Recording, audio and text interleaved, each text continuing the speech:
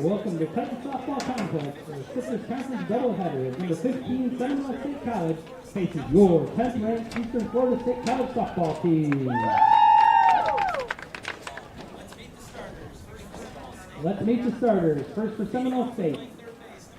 Leading off and playing third base, number 2, Emma Bastion. Batting second and playing center field, number 8, Skylar Cloud. Batting third and playing first base, number 20, Juliana Neves. Batting fourth and catching, number 18, Michaela Neves.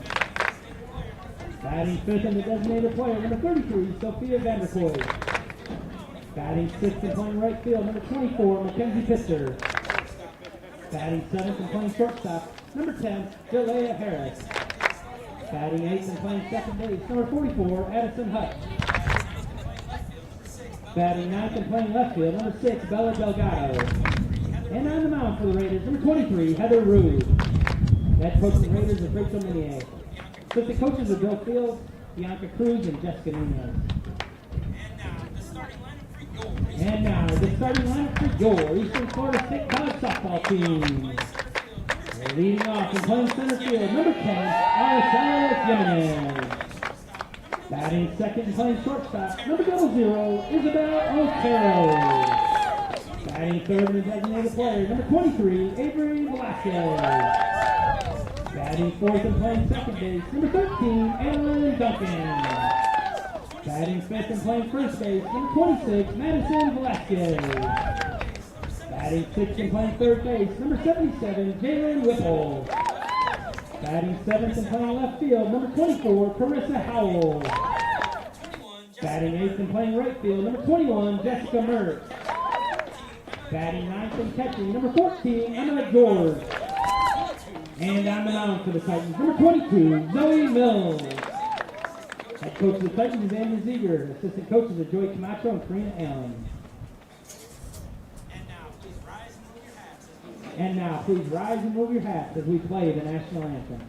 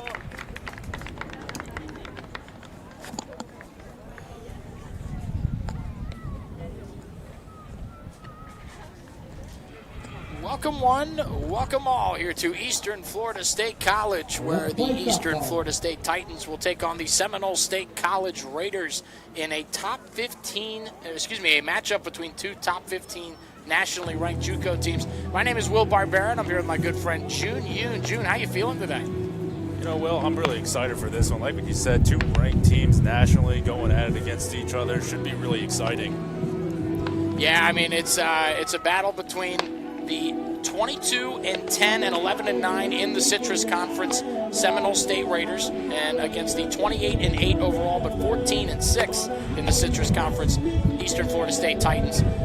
Eastern Florida State currently sits at 3rd in the Citrus Conference behind Florida Southwestern and Santa Fe, and Seminole State down at 7th in the division at 11-9 in conference. And actually, June, we were talking pregame. This is not the first time that these two teams have battled this season in a doubleheader. No, they had a doubleheader earlier on in the year over at Seminole State College in Sanford, Florida, local to that Central Florida area.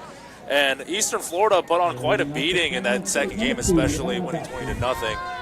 And they swept them in that doubleheader, so it'll be interesting to see what goes on here when the Titans are actually hosting them this time. Well, on the mound for the Titans, it is number 22, Zoe Mills, and the first pitch of the game is just low for ball 1. So we are underway as it is Emma Bastian, the third baseman, who will lead things off for Seminole State. Mills comes in 8 games started. She's a 1.65 earned run average as the 1-0 pitch is outside, 2-0. 34 innings pitched. She's allowed 10 runs, only 8 of them earned. Struck out 24 and walked 16. And Bastian, on the other hand, as the 2-0 comes in there for a called strike, 2-1. Bastian hitting .420 on the season, 3 home runs and 17 RBIs. Yeah, but Bastian coming in, we were talking about this before the broadcast. She was homeschooled. Fly ball in the air to shallow left field. In comes Howell, diving, making the catch. What a play by Carissa Howell. I think Bastian thinks that ball fell. I don't think she saw the home plate umpire's call. She's standing there like it's a stand-up double. And now it looks like... I think they are going to rule it. Yeah, it looks like... They're going to say it hit the ground? Now a discussion being had between the umpires and the home plate umpire will signal out, so it is an out. A diving play by Carissa Howell in left field to retire Bastian. And there's one out here in the top of the first. Heck of a way to get this top 15 matchup underway, Jude. Yeah, didn't even let me give the full introduction for Emma Bastian, talking about, her schooling prior, but what a play out in left field. And I don't even think Bastian knew it. She didn't know it herself. She was standing there like it was a stand-up double to lead things off. Well, that'll bring up Skylar Cloud as the 0-1 comes in low for ball 1.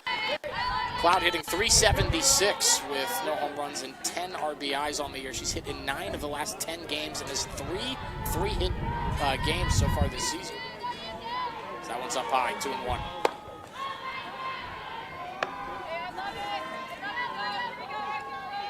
Mills not having a ton of success finding the strike zone through the first 2 batters to this point, but probably just has because she hasn't settled in quite yet. Is that one? She found the strike zone there. 2-2. Yeah, you see that a lot, especially at this level where you see the pitchers. They just need to settle in a bit. But she is second in the team in strikeouts for the Titans. I'm sure she'll just kind of continue. And as you see, that was a good pitch right there. That one popped up right side. Velasquez giving chase, and it will find the top of the Raider dugout out of play. So we'll do 2-2 one more time. Skylar Cloud, the center fielder, bats second for the Raiders. Batting third, first baseman Juliana Nieves. Batting cleanup catcher Michaela Nieves. Batting fifth, designated player Sophia Vanderkoy. That's the 2-2. And a called strike 3. And 2 gone. We talk about settling in, and I think she's found her footing in pretty well off of that second at-bat. First strikeout of the day for her. Absolutely, and she just froze her on the inside corner.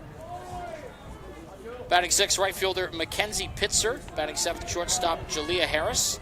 Batting eighth, second baseman Addison Futch. And batting ninth, left fielder Bella Delgado.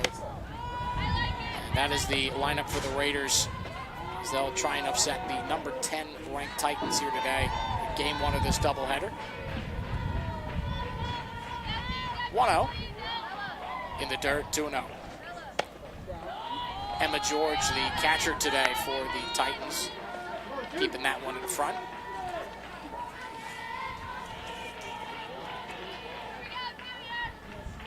Two up. Check swing. They appeal down to first. No go, says the first base umpire. So it'll be 3-0. Heather knows you got to find the zone here on this 3-0. You fall behind early. With 2 outs, you don't want to give up free base runners. 3-0 pitch. Low for ball 4. So a 2-out walk. And the first base runner of the day for the Raiders. And that'll bring up Michaela Nieves. Pairs of sisters. I mean, we see that with the Titans as well, too, with the Velasquez's. Absolutely. Which pair of sisters will prevail here in this top 15th ranked matchup? First pitch. A little high there. Ball 1. Michaela Nieves in the batter's box, a .403 hitter with 3 home runs and 23 RBIs.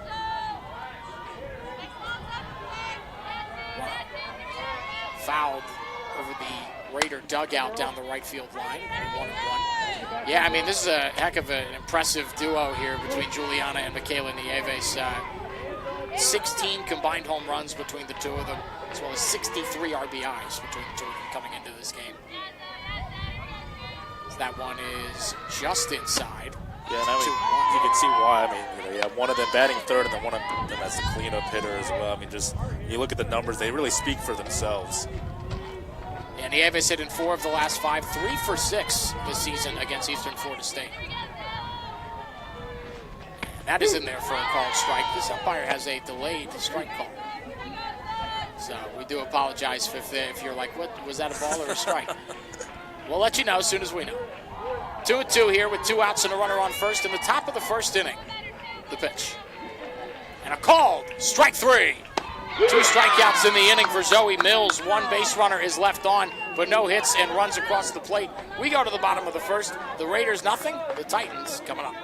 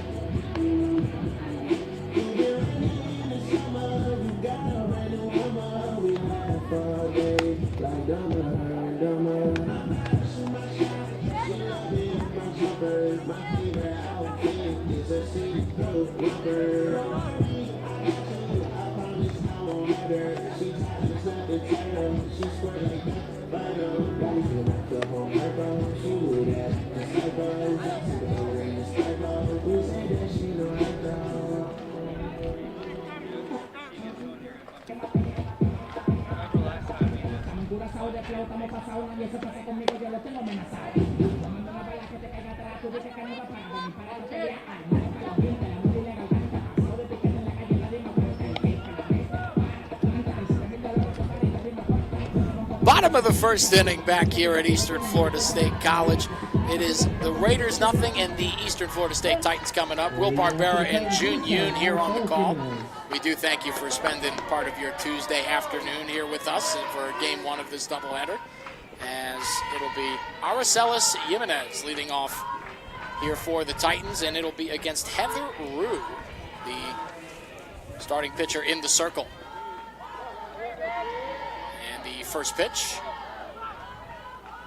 is in there for a called strike. We're going to be leaving you guys on the edge of your seats on strikes, ball and strikes calls throughout at least this whole first game.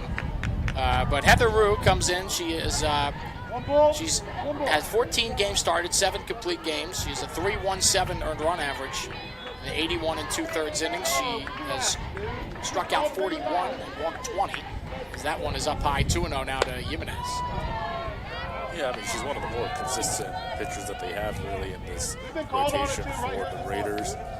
And I mean, she's got her hands full today, especially with these Eastern Florida Titans hitters. Yeah, this lineup it doesn't matter how many times you go through it, it's tough to figure out.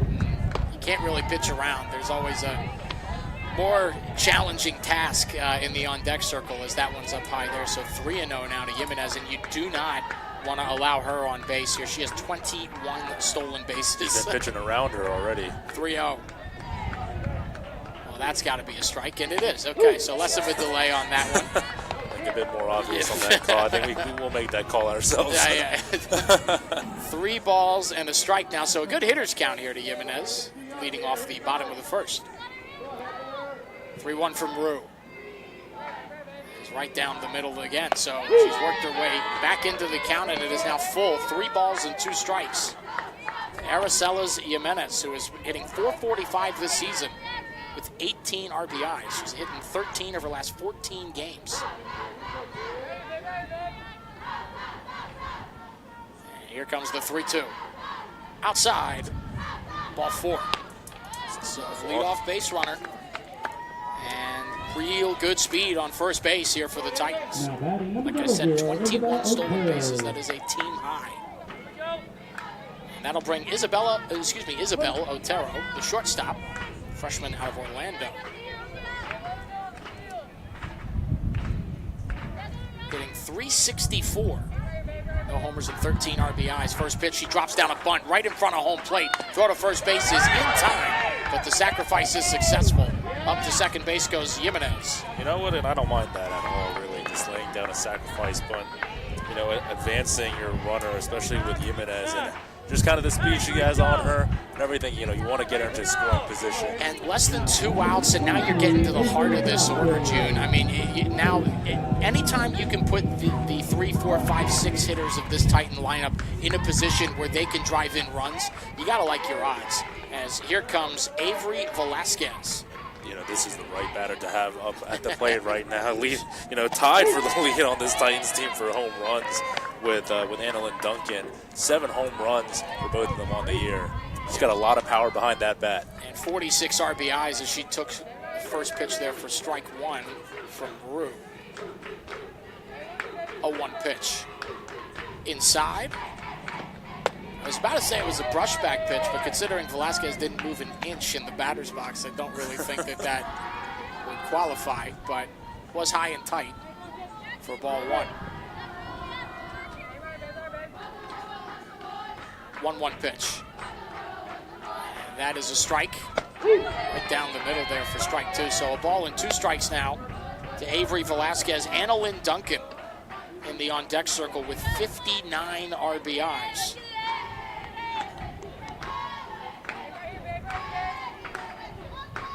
One, 2. Way outside. Good job there by the Raider catcher. That's Michaela Nieves. Make sure that didn't get to the screen because Jimenez would have taken third easily.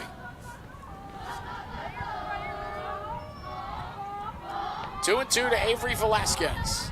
And Rue will step out of the circle for a sec. Recalibrate. 2-2. Swing and a miss, strike 3. First strikeout there for Heather Rue. And there are 2 gone here in the first inning. And Jimenez stays put on second. And that will bring up Annalyn Duncan. 59 RBIs on the season, is tied for 4th in the nation, Jim. She is quite literally an RBI machine. 398 hitter with 7 homers and 59 RBIs. Yeah, to your point, what you were saying, when you get to this middle of the order, especially in this Titans lineup, it's just dangerous. So, again, with the sacrifice bunt and with Jimenez getting on base early in scoring position, you may strike out Avery Velasquez, but then you have to deal with Annalyn Duncan coming up next. Yeah, and then if you get Duncan out, I mean, obviously you get out of this inning, but then you got to start next inning with Madison Velasquez. So Exactly. 0-1. Inside, another good job there by Nieves. And that evens the count at 1 apiece. Barely a flinch by Duncan on that one. It's coming in way inside. Yeah, I mean, we saw it last at bat with Avery Velasquez, too. Not even, it didn't even look like she blinked as that ball got close to her helmet. 1-1 pitch. Anything to get on base. Line drive, base hit it to right field. Jimenez will be held at third. I think that's a good call there by head coach Andrew Ziegler, who's outside over playing third base coach a la Tommy Lasorda over there. Well, I mean, now she is going to face Madison Velasquez in this inning with runners at the corners. 2 outs, runners at the corners, and here is Madison Velasquez, like you said, June. She had 2 home runs on Saturday and has hit in 5 of the last 6, but overall, 413 with 5 home runs and 35 RBIs. It's absolutely insane, this lineup. I mean, it's a who's who of productive hitters as the first pitch from Rue comes set. And that one's outside for ball 1. Yeah, I mean, every single batter in this lineup is hitting over 300 on average. And I mean, these girls know how to get on base. Which is insane. I mean, you just look at the on-base percentages for them, too. I mean, they can draw walks as well. That one's in the dirt. They throw back behind Jimenez, and Wow. that allows Duncan to take second, no problem. That's an interesting decision, I think, from Nieves. I thought for sure that they were going to throw over at towards second to try to get Well, Duncan. you wonder if she did that because she thought that if she threw down to second, Jimenez would take off for the plate. As the 1-1 comes in and fouled off, scaring a couple of her teammates over there in the Titan dugout for strike 2. But, you know, it's one of those things where if it keeps the runner at third, do you allow the runner to take second? It's you know, kind of a difference in philosophy. You also have to, you know, if there's enough trust in the arms of your infielders over at second as well, to try and get it back to home if and lined back up the middle. That's a base hit into center field. 1 run scores. Duncan is around third, and she will score. A 2-run single for Madison Velasquez. And the Titans take a 2-0 lead here in the bottom of the first inning. And, you know, we talk about it well. Again, this middle of the lineup is dangerous, and already just right here at the bottom of the first, they're proving exactly why they've been that way this entire season. I mean, that's just that's great 2-out hitting with runners in scoring position right there, all around by the Titans. And now that will bring up Jalen Whipple, the third baseman. And first pitch to her is in there for a called strike, going 1.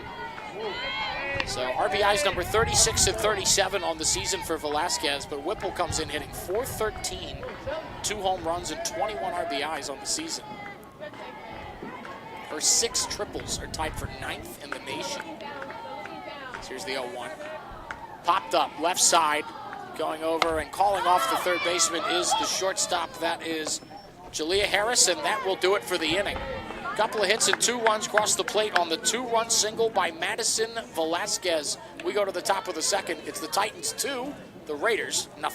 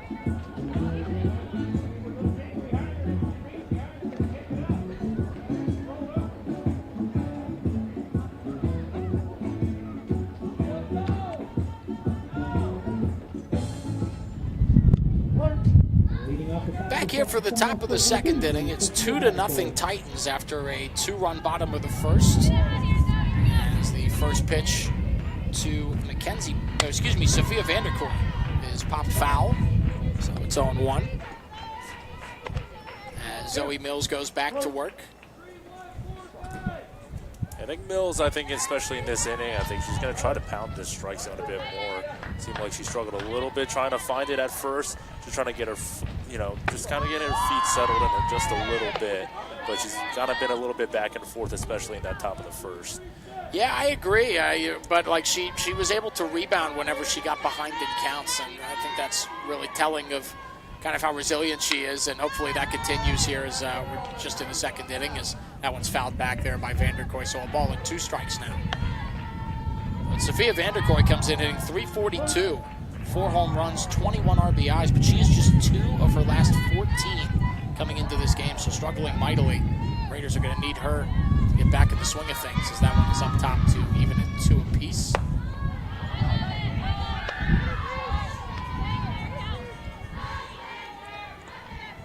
it's always, we know that obviously looking at the numbers, Vanderkoy very, very productive as a hitter, but everybody has their streaks, and they're good and bad, as that one's fouled off over the Titan dugout. Yeah, and softball's a long season. It can get streaky at times if you're a player, and it's just the way that you bounce back, and it's just how you respond to that. Absolutely. Just believing in your abilities more than anything else. It's going to straighten out. And this would be the series to bounce back in. Swing and a miss, strike 3.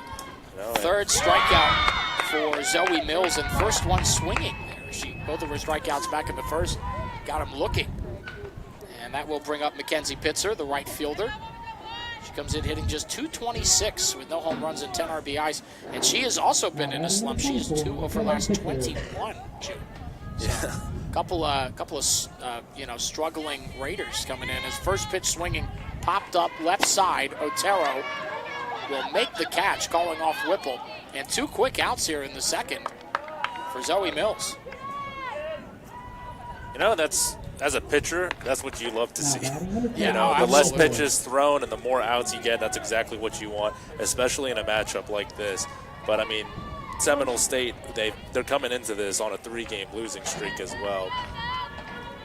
First pitch to Jalea Harris is in there for a called strike on 1. Harris hitting .324 with a homer and 11 RBIs.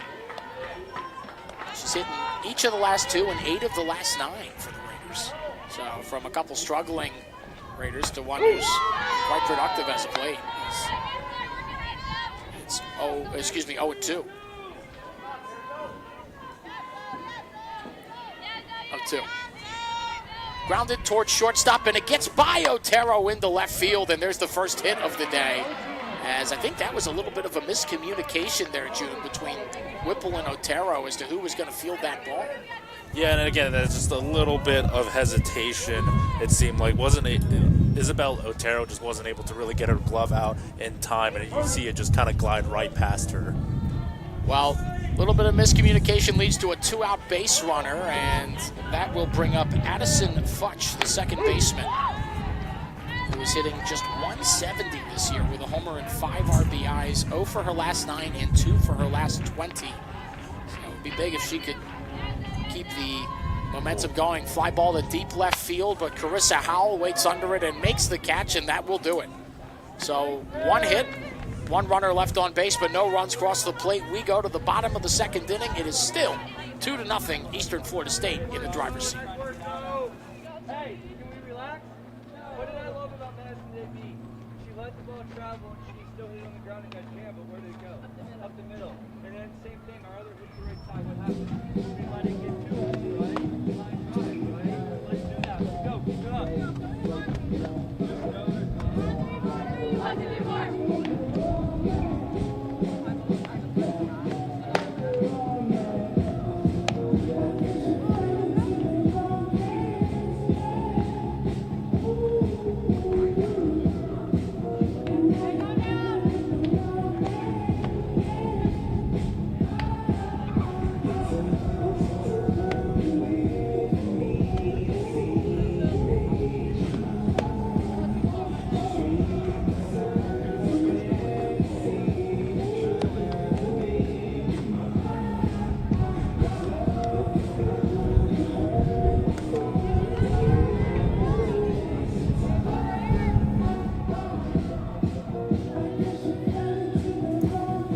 Here for the bottom of the second inning, it's 2-0 Eastern Florida State Titans over the Seminole State Raiders. And Heather Rue back to work here. Ran into some trouble in the bottom of the first, but she'll face Carissa Howell leading off the second here as that one's outside for ball 1. Howell comes in hitting .326, 3 home runs and 23 RBIs. It's a 5-game hit streak and has hit in 8 of the last 9. We're going to sound like a broken record throughout the day, but again, just this lineup, now we're heading towards the bottom of this lineup, and just still impressive numbers that you see from the entirety of this Eastern Florida team. Yeah, and it's a little ridiculous as she fouls that one off for strike 1, but Carissa Howell, I was just telling June, last game I called here for Eastern Florida State, first game of the doubleheader I called, she went 3 for 3. with 2 doubles, 2 runs scored, and a 2-run single. Like, that's your 7-hitter, as the 1-1 is inside for ball 2. And again, it becomes difficult to decide the batting order when you have so many good players. Absolutely. I mean, it's like the Los Angeles Dodgers of junior college softball right now. It is. 2 balls and a strike. Here's the pitch. That is in there for strike 2 once again. Delayed strike. Yeah, we apologize for the delay on the calls. 2 balls and 2 strikes now to Carissa Howell, leading off the bottom of the 2nd inning. The Howell, Jessica Merck, and Emma George, as that one is skied way foul down the left field line. Oh man, she was just late on that. If she got that one on time, that was gone. That was, She was on it, just got a little too excited, a little too out in front of it. So 2 balls and 2 strikes once again. 2-2. And she got under that one, and I think that's also going to get out of play, and it will, just over the grandstands to the left of us here. I mean, she's seeing a lot of pitches coming in from Rue that she likes. I mean, you can see her getting ready to swing it. That's why she said several foul balls. If she can get some perfect contact on this, again, it's just gone. It's out of here. You just got to square it up, as here comes the 2-2 one more time. Lined back up the middle, and it actually held up there for long enough for the second baseman, Addison Futch, to get over there. And there's 1 out here in the 2nd inning. That'll bring up Jessica Merck. Comes in hitting .343 with 5 home runs and 37 RBIs. Like, this is your 8-hitter, guys. Like, this is what me and June are talking about. It's absolutely insane.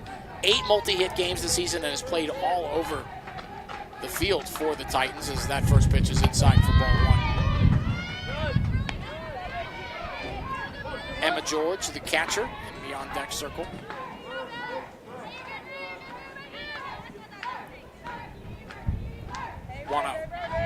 Foul back to the screen for strike 1.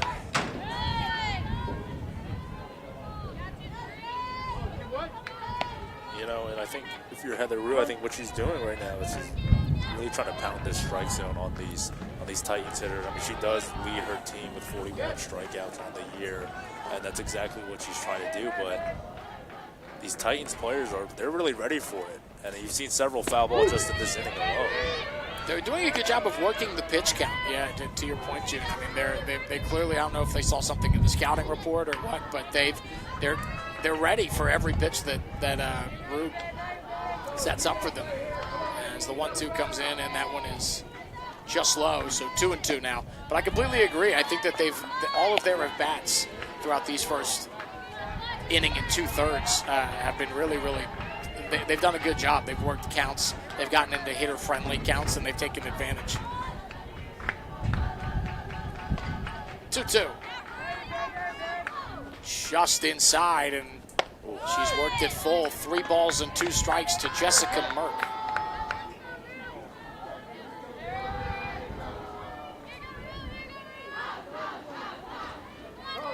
And the 3-2. Up high for ball 4. So second walk issued in the first 2 innings by Rue. And with 1 out, the Titans have a base runner. And that's going to bring up Emma George, sophomore catcher out of Groveland, Florida. She's hitting .324 this year. No home runs and 13 RBIs.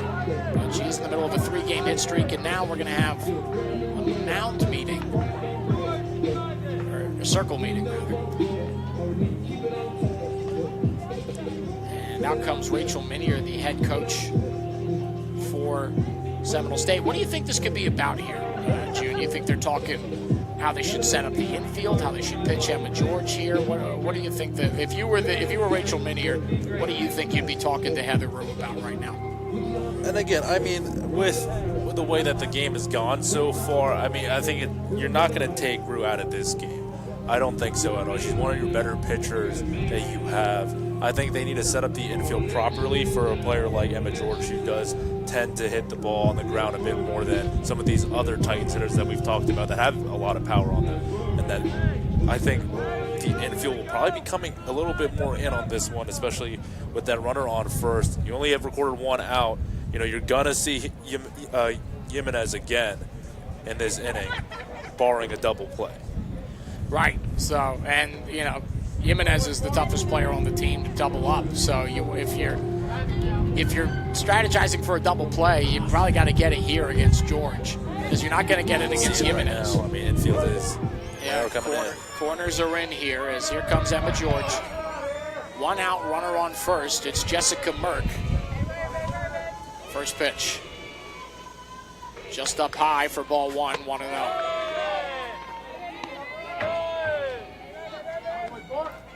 Jimenez in the on-deck circle. She is 0-for-0, reached on a walk and then scored on the 2-run single by Velasquez. 1-0 from Rue. Up high again, it's 2-0.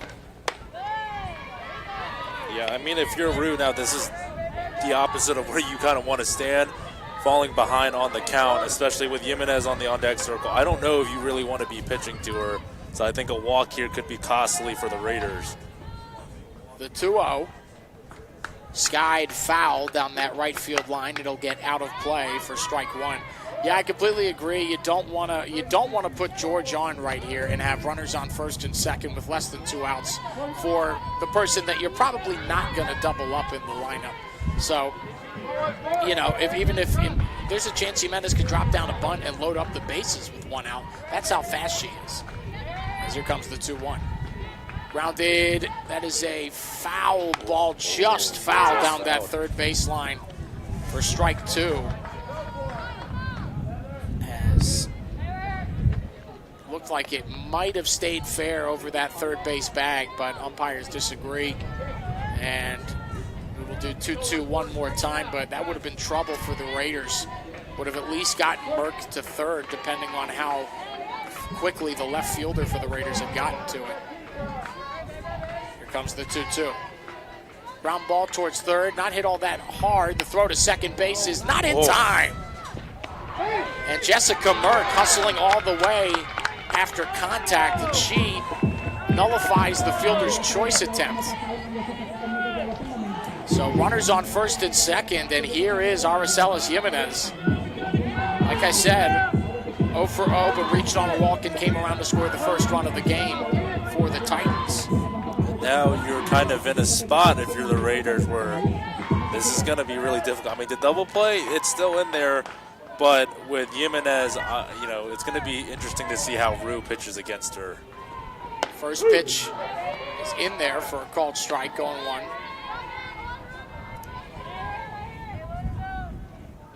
Jimenez has 18 RBIs this season, hitting .445 overall. And that ball is skied, just foul down the left field line on top of the Titan dugout. So it's 0-2 down to Jimenez. And going back to the last at-bat with Emma George, I mean, you kind of think about it, maybe you could have just made the play over at first and report that second out. That was always going to be a tough double play to make. I completely agree. I think it was a little ambitious. The ball was just not hit hard enough that you had a real chance there, in my opinion, as that one's up high there for ball 1. But I agree. I think you had a better chance to get George at first base than you did get Merck at second, especially just with how softly that ball was hit towards third. And also, third baseman cutting it off before Harris could get it at shortstop. There was a lot of factors. That one's inside, count now even at 2 apiece. You have 1 pitch to work with now if you're Heather Rue with the count even up. I think this is where you can try and go for one of the breaking ball pitches and try to get her swinging and missing on it. Grounded towards shortstop. It could be a double play. There's one at second, but they will not get him at first. So it is a fielder's choice, and with 2 outs, there are now runners at the corners. And here comes Isabel Otero. Oh, you talk about the speed with Jimenez. And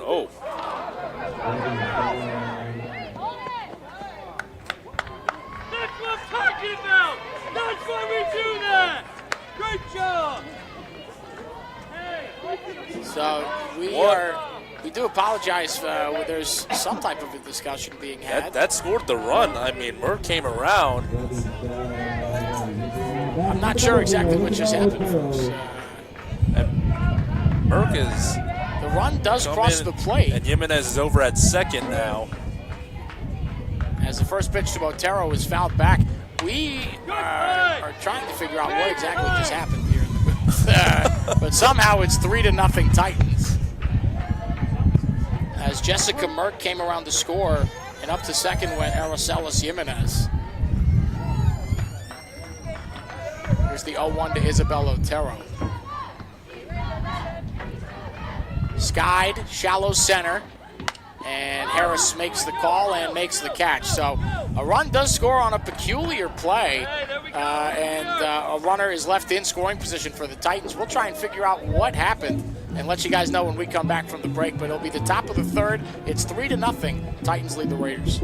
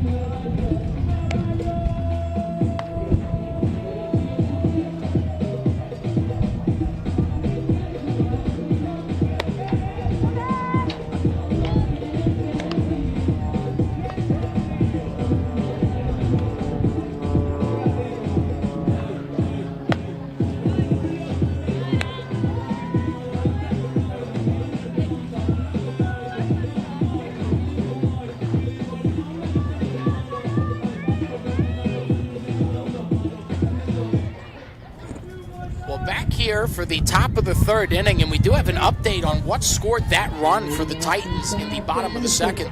Will Barbera and June Yoon here on the call.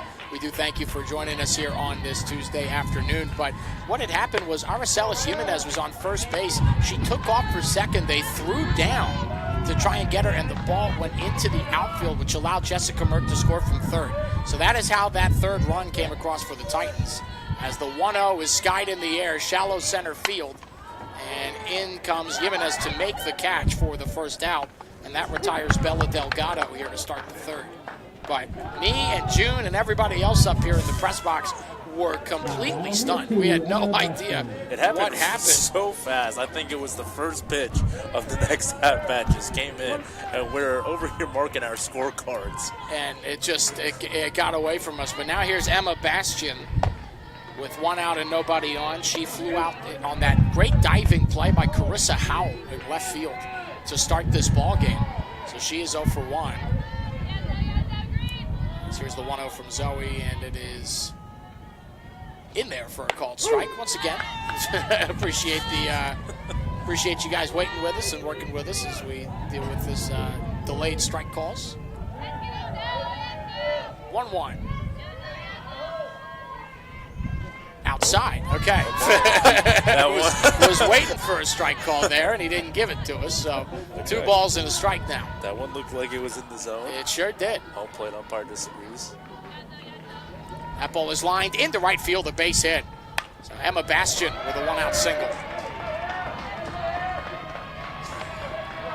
And that's going to bring up Skylar Cloud, who struck out looking in her first at bat. Now batting number 8, Skylar Cloud. Runner on. Bastian has 7 stolen bases this year, so she is a threat to take off.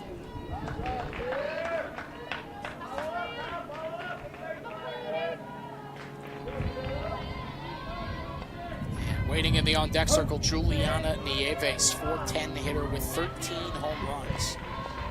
That one is in there for a called strike on 1. Yeah, and I think Cloud is definitely going to take off here. I mean, you see a lot of discussions that she's been having with her first base coach right now, and I think they're waiting for the right opportunity right now. And their discussions are still continuing. Well, they're still in the game. It's one of those things where you want to get runners in scoring position, maybe take out this double play possibility, as that one is in the dirt for ball 2. Good job by Emma George to keep that one in front. I think what they're trying to do is just every time they do get a runner on base, is they're just trying to take advantage of it right now, because Mills has been pounding this strike zone since the beginning of this game. Absolutely. Here comes the 2-1. Foul back to the screen, 2-2.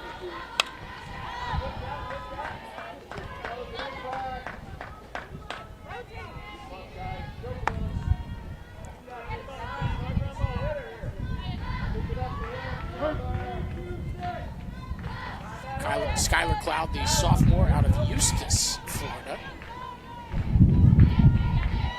2-2. Swing and a miss, strike 3. Second time Zoe Mills has gotten Cloud today. One looking and now one swinging. And there are 2 gone here in the third. And that will bring up Juliana Nieves.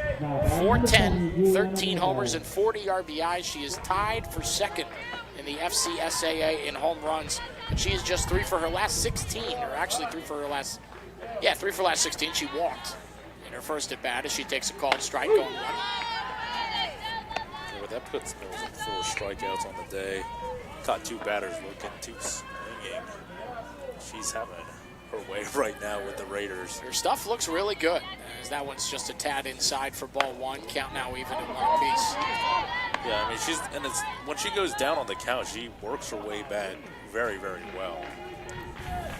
Yeah, I mean, if she's able to get through the Nieves sisters here, still with a 3-run lead, I think it bodes very well for how far she could go in this game. As that one is outside. It's 2-1 now. Yeah, and pitch count not as big of an issue when it comes to softball as it is when it's baseball. Down goes the runner to second base. The throw is there, but the tag is not. I was waiting for her to take off because, again, there were just a lot of discussions going on with Bastion over there when she was over on first base with their coach. 8th stolen base of the year for Emma Bastion, and now an RBI opportunity for Juliana Nieves. And a hitter's count. It's 3 balls and a strike with 2 outs and a runner in scoring position. And this would be a big way to get the Raiders back into this game, the 3-1. High and inside, ball 4. So Nieves draws her second walk of the game. Now runners on first and second with 2 outs. And here is Michaela Nieves, and she represents the tying run, June. Yeah, and I think if you're the Titans, it's okay that you walk the last batter, because I think now you can try and get the force out at second if it does get grounded over towards second. Well, that one is up high for ball 1. Nieves, I mean, this is not the hitter you want to face if you're Zoe Mills right now. Nieves 3 for 6 in that first doubleheader against Eastern Florida State. She just absolutely was crushing it against them. So hopefully trying to retire her here for the second time. She did strike out looking against Mills, and now we're going to have a circle meeting. Ziegler will come out and talk to Zoe Mills about how they want to approach Michaela Nieves here with a 2-0 count. This is, I'd imagine, June, this is probably one of those, hey, let's settle down, let's focus back in. You don't want to load up the bases here with 2 outs. Yeah, maybe one of those just kind of adrenaline checks for Zoe Mills. Yeah, and I mean, you've already struck this batter out before, okay? But now you have 2 runners on and then 1 in scoring position. And Bastion, as we've seen, has had some pretty good base running throughout the season. But again, just kind of settle in. You're down on the count right now. I think she just needs to go back to what was working for her before. So 2-0, runners on first and second, and that one is in there for strike 1. So whatever Ziegler said to Zoe Mills must have worked, at least for the time being. She gets back into the at-bat. It's 2 balls and a strike now. And that ball is lofted to right field. That's going to drop in front of Merck for a base hit. Around third and heading for the plate and scoring is Emma Bastion. It's an RBI single for Michaela Nieves. Over to third goes Juliana Nieves. And the Raiders are on the board. It's 3-1 all of a sudden, June. Yeah, and again, I mean, with Michaela Nieves, she just was waiting for that pitch that she wanted to take it. She swung on that one and it lands right to right field. Just kind of dropped. And now you have runners at the corners. It's going to be a difficult time for now for Zoe Mills to try and get out of this one. Yeah, here is Sophia Vanderkoy, struck out swinging in her first at bat. She takes a ball inside, 1 out. So The Nieve sisters are on the base paths. Juliana on third, Michaela on first. And Vanderkoy trying to inch the Raiders closer. That one inside the throw down to second base.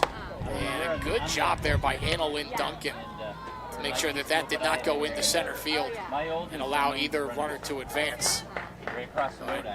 Bad news for the Titans. It's 2-0 now on Vanderkoy. So once again, now Mills just down on the count, and I think she's been a little bit rattled here at the top of the third. 2-0 is just outside, and she's fallen behind 3-0 now on Vanderkoy.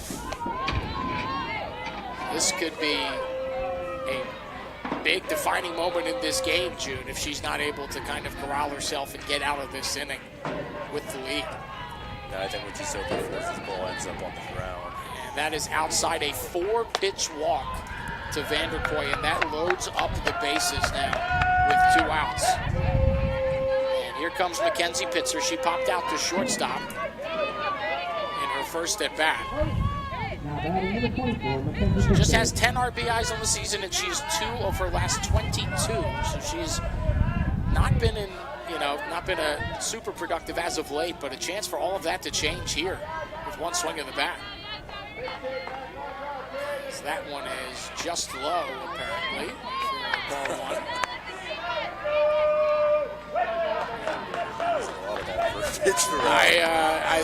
There have been several questionable calls here, folks, as the 1-0 is lined in, back up the middle, a base hit.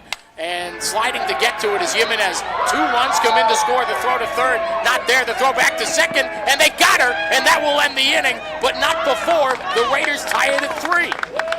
A 2-run RBI single by Mackenzie Pitzer. And they get the out at second to end the inning, but not before the damage is done. A 3 spot by the Raiders here in the top of the third. We go to the bottom of the third. We are tied up at 3 apiece.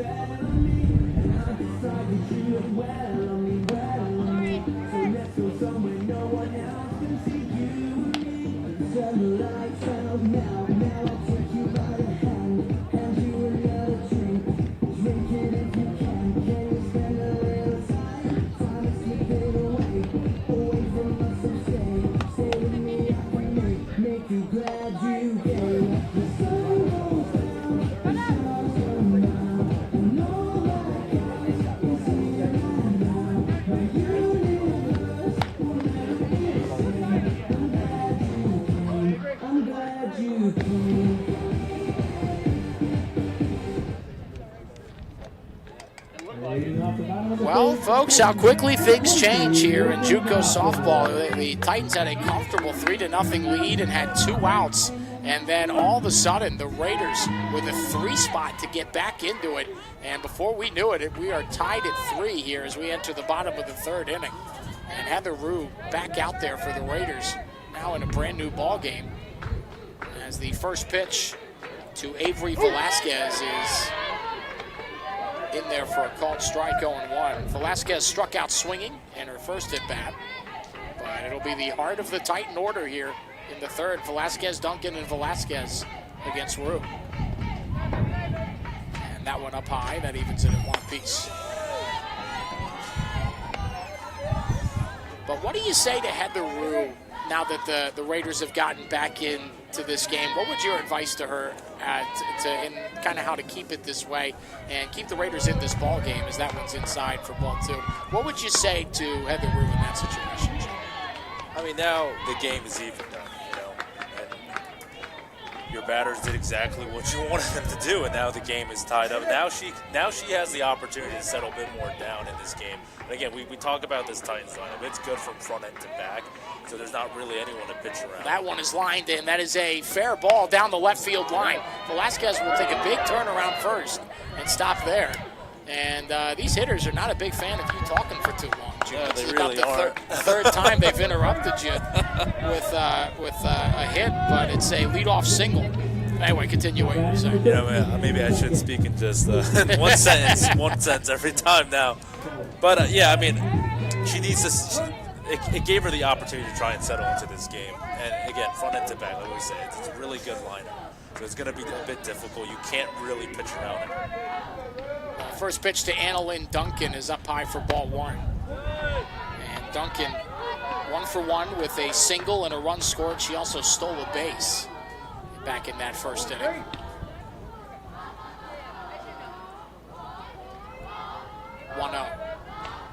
Popped up on the infield, Rue and the first baseman, that is Nieves, both calling off each other, and it is Nieves who makes the catch. So Duncan retired on the pop out, and there's one out here in the third. And that brings up Madison Velasquez, who had that 2-run single back in the first inning that gave the Titans their early 2-0 lead. So she'll bat with her sister Avery on first base and 1 out. First pitch is low for ball 1. Jalen Whipple, the third baseman, is in the on-deck circle.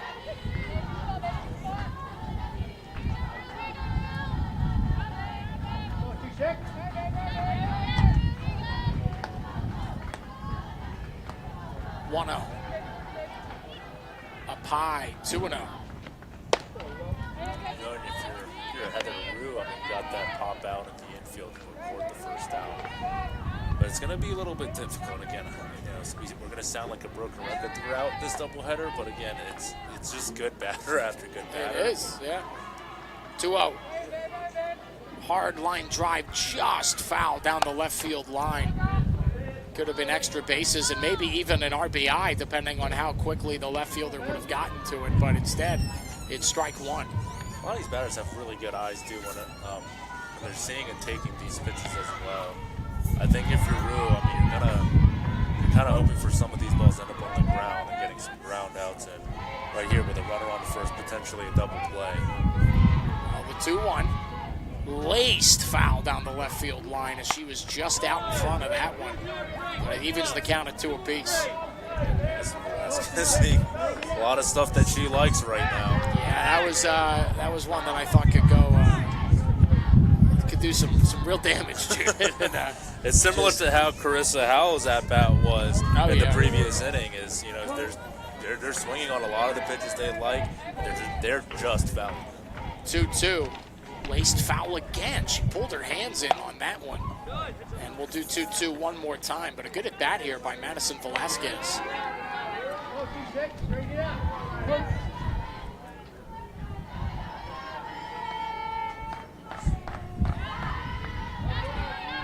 And here comes the 2-2.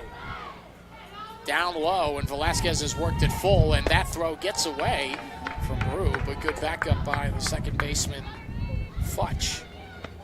Make sure that Avery Velasquez doesn't advance from first. So 3 balls, 2 strikes, 1 out, and a runner on first here in the bottom of the third.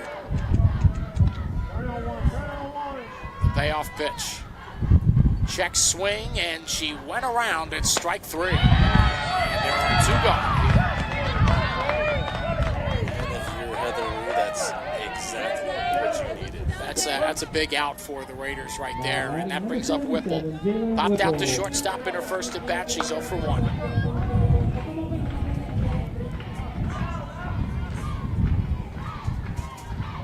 First pitch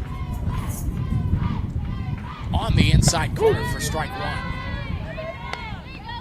Carissa Howell in the on-deck circle for the Titans.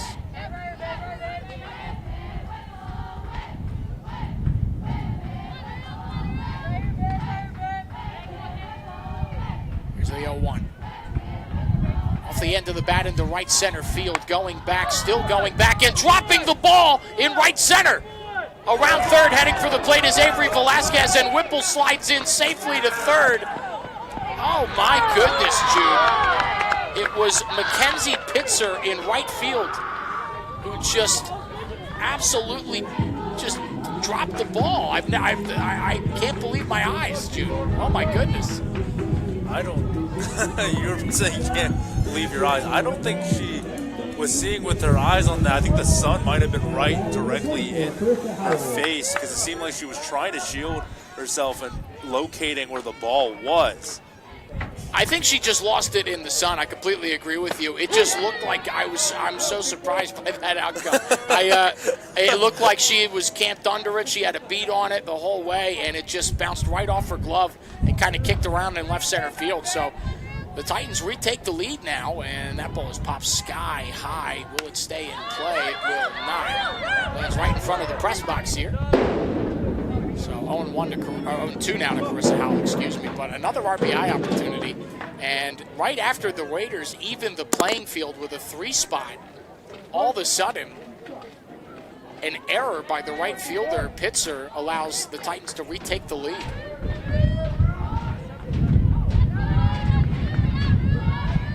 Oh, 2. Outside for ball 1. No, and even with what happened out there in right center, I mean, Rue doesn't really seem to be too rattled at the moment. You know, even though the one was given up and now they're down again. That ball is skied foul down the left field line. Carissa Howell really just needs to wait back on some of these pitches. She's had quite a few that had the distance to leave the ballpark. Just hasn't been able to keep it fair to this point. Ball and 2 strikes. Jalen Whipple takes her lead off of third. 1-2. Inside, and that one gets away from the catcher, and Whipple will score easily. Go, go, go, go! So Whipple crosses the plate on the passed ball. And it's 5-3. The Titans retake the lead with a 2-spot here in the third.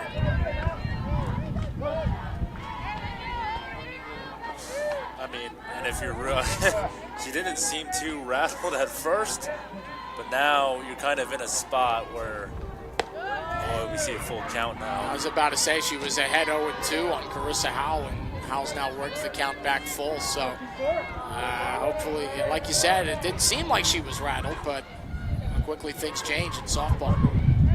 That ball hit hard towards third base, backhanded and in and out of the glove, and there will be no throw. And that was Emma Bastian who could not make the play. I wonder if they'll call that a hit because it was hit hard enough. And I think Howell would have beaten the throw. I mean, it would have had to have been a daisy of a throw from the backhand all the way behind the third base bag in order to get Howell, who does have good speed. So that brings up Jessica Merck. And that one is on the outside corner for a called strike. Merck walked and came around to score. She scored on that error on the throw down to second base.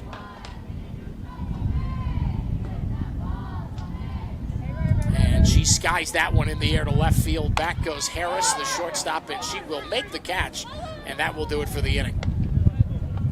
So, a couple hits, but 1 runner left on and 2 runs crossed the plate for the Titans. An error by Pitzer in right field allows Avery Velasquez to come around and score, and then Jalen Whipple scores on the pass ball. Titans lead at 5-3. We go to the 4th inning. We'll be right back.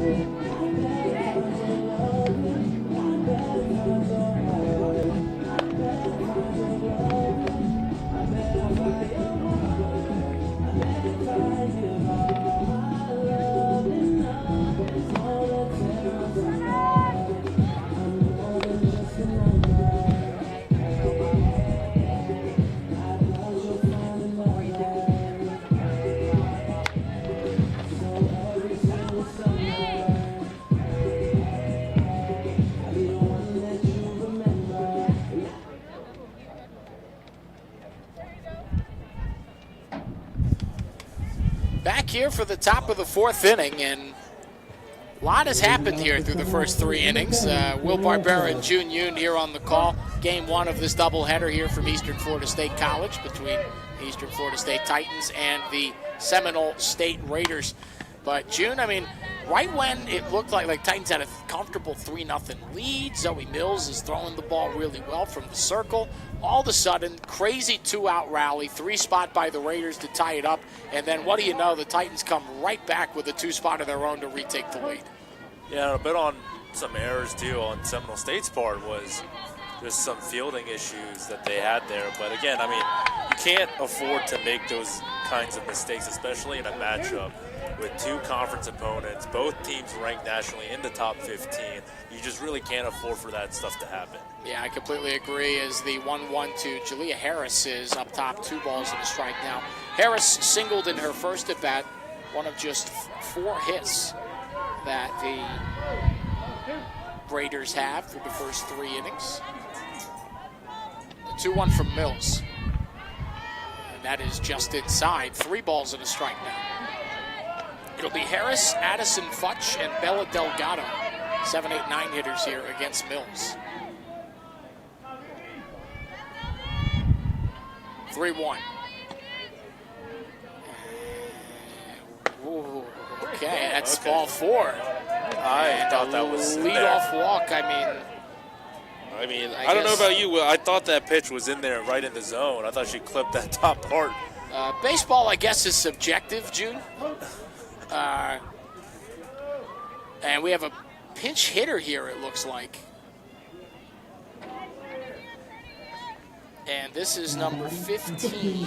Gianna Torito. Gianna Torito comes in hitting 212. No home runs and 4 RBIs. She replaces Addison Futch. So that pulls the second baseman out. So Futch flew out in her first at bat to left field. But Torito will replace her and hope to get a rally coming here. Nobody out, runner on first, and that one is just inside. 2-1 now.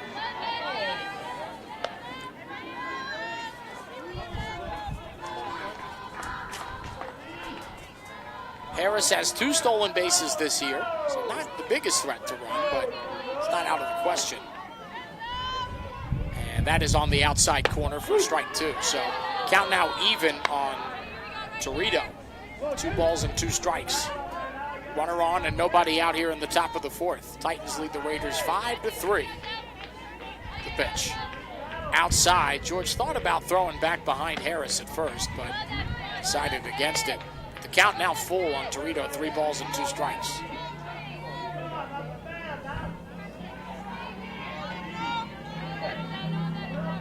Three-two. Popped up right side. Velasquez giving chase, and it will find the top of the Raider dugout. So we'll do 3-2 one more time. Yeah.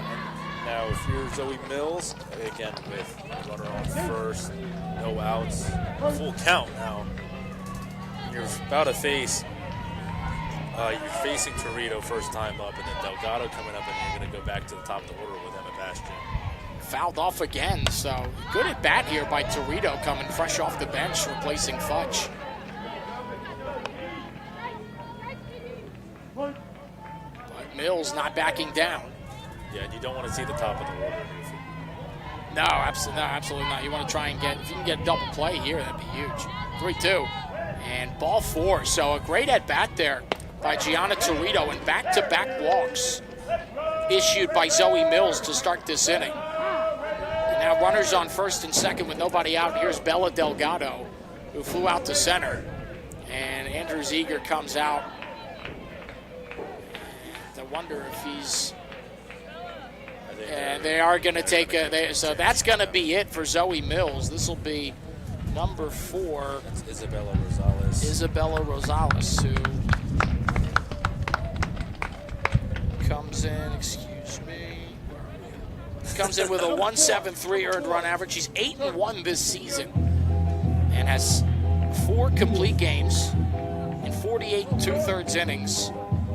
She's allowed 19 runs, only 12 of them earned.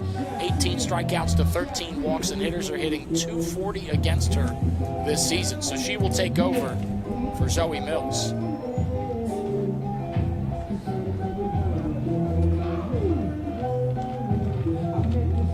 So we'll take a little break while she warms up and gets ready, and when we come back, we'll continue on with the top of the fourth inning where the Titans lead the Raiders 5-3.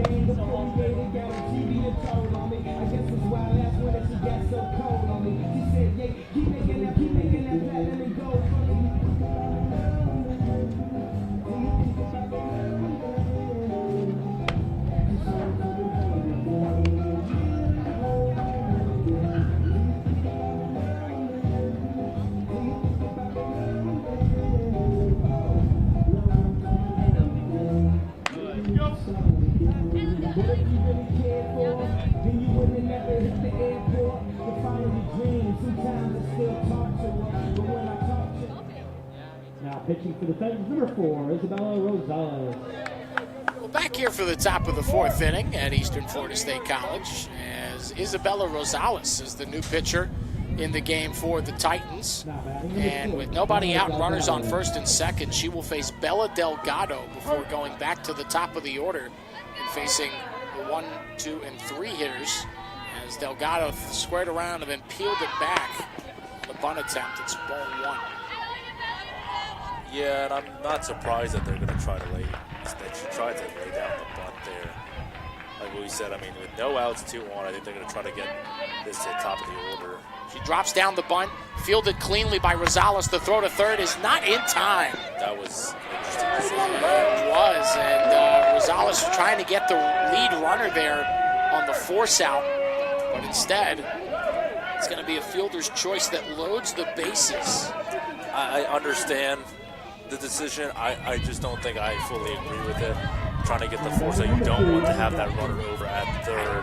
I also think she had a better chance of getting both the runner at second and the runner at first. I 100% agree. The fact that she had to whip around and make that throw to third base, and she made a good throw, it took too long to get over there, unfortunately. Yeah. So now this is a huge turning point potentially in this game, as Emma Bastian, who singled and came around to score in her last at bat, takes the 1-0 outside. It's now 2-0, but bases loaded and nobody out here.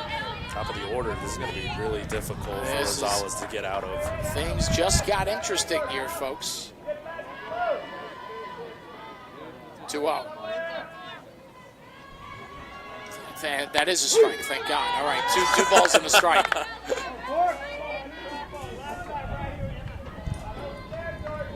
But Bastian flew out to left in her first at bat, singled in her last, grounds that one off the end of the bat, fielded cleanly by Otero. The throw to first is in time, but Harris comes home to score. It's an RBI ground out.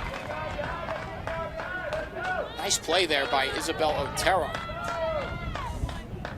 And that was the smart decision, I think. You know the run's going to score, but just get you the have out. No outs. You got to get the out. So it's 5-4, and with one out, here's Skylar Cloud with 2 runners in scoring position. Hard grounder to third, fielded by Whipple. Throw to first in time, and that is a perfect play right there if you're the Titans, because it keeps both runners in scoring position, and now you're just an out away from getting out of this while maintaining the lead. That's huge, June. That's exactly what you wanted, and now I think if you're the Titans and you're Isabella Rosales, you can breathe a little bit. Yes, runners are still in scoring position, but now you just need to get 1 out to get out of this. Well, that 1 out is a tough out. It's Juliana Nieves, and she takes a first pitch ball, 1-0. Nieves is 0 for 0 today. She's walked twice, came around to score in her last at bat. But this is the leading hitter on the Raiders.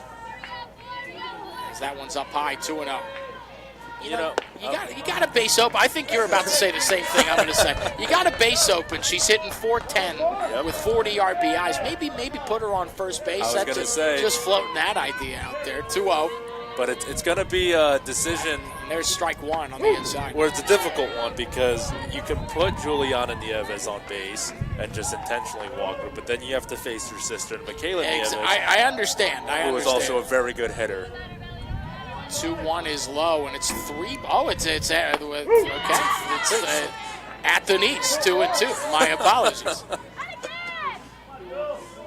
Umpire's keeping us on our toes back here, folks. Especially really you right now with these delayed calls. Yeah. 2-2.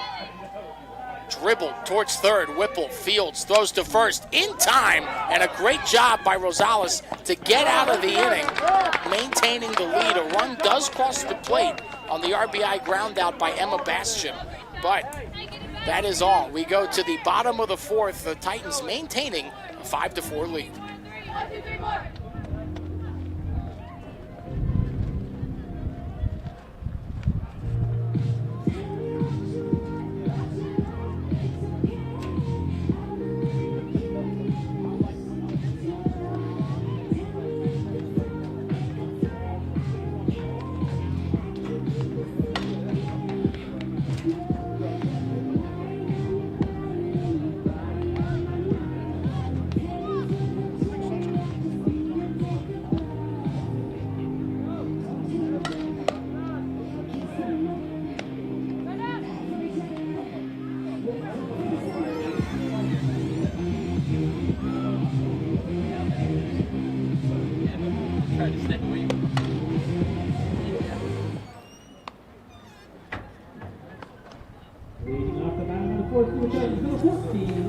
Bottom of the fourth inning, and this one has been a close one so far. Will Barbera and June Yoon here from Eastern Florida State College. We do appreciate you spending your Tuesday afternoon with us. Game one of this doubleheader between the Eastern Florida State Titans and the Seminole State Raiders. 5-4 is the current score, as it'll be the 9-1-2 hitters against Heather Rue for the Titans, as the first pitch to Emma George is checked on, and they will appeal down the first, no go, says the first base umpire, so it's 1-0. But it'll be Emma George, and then back to the top of the order for Aracelis Jimenez and Isabel Otero, trying to extend this one-run lead. 1-0 pitch on the outside corner, and strike one. Yeah.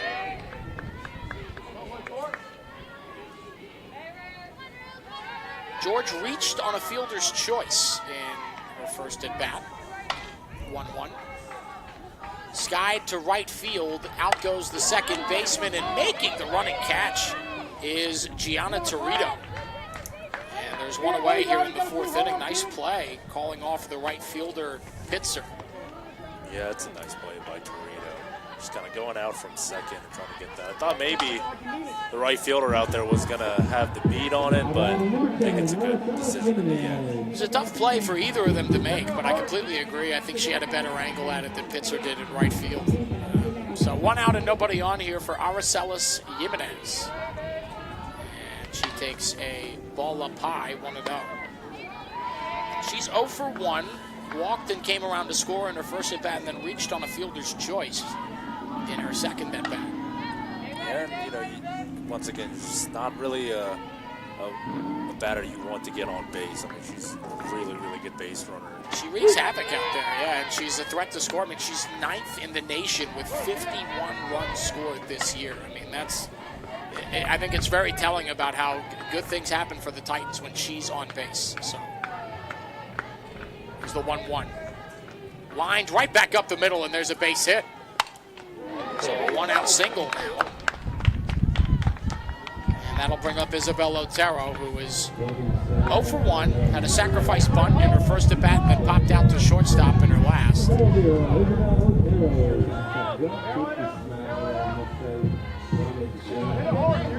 Otero came into this game 6 for her last 12. Just absolutely ripping the cover off the ball. And the right person to have up the bat now with Jimenez on base. Hard ground ball to second. That could be two. Torito to second for one. Back to first. Not in time to get the speedy Otero. And I almost took back my words on that one. Yeah. But, you know, it's something it's okay. I mean, it could have been a lot worse. It was nearly a double play on Otero. Just not exactly what you wanted. I don't think she really liked that pitch all too much, and she's just still swung on it. It was a bit low. That was always going to be a grounder, I think. I agree. I think she reached for it, and a good break there for her speed, but a conversation now between the infield umpire and the Raiders head coach, Rachel Minier. But the conversation seems to be over now, and we'll get back to softball. Well, here is Avery Velasquez, who's 1 for 2, struck out swinging in her first at bat, and singled and came around to score in her last. So she'll bat with 2 outs and a runner on first here in the 4th inning. The pitch on the outside corner. It's 0-1.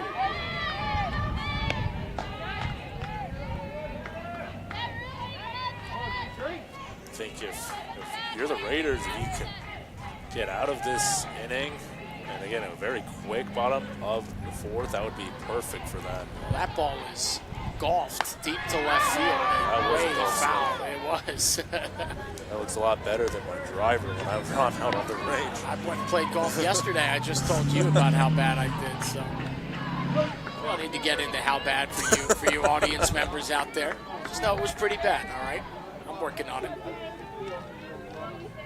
Here's the 0-2. Foul back. It'll remain 0-2.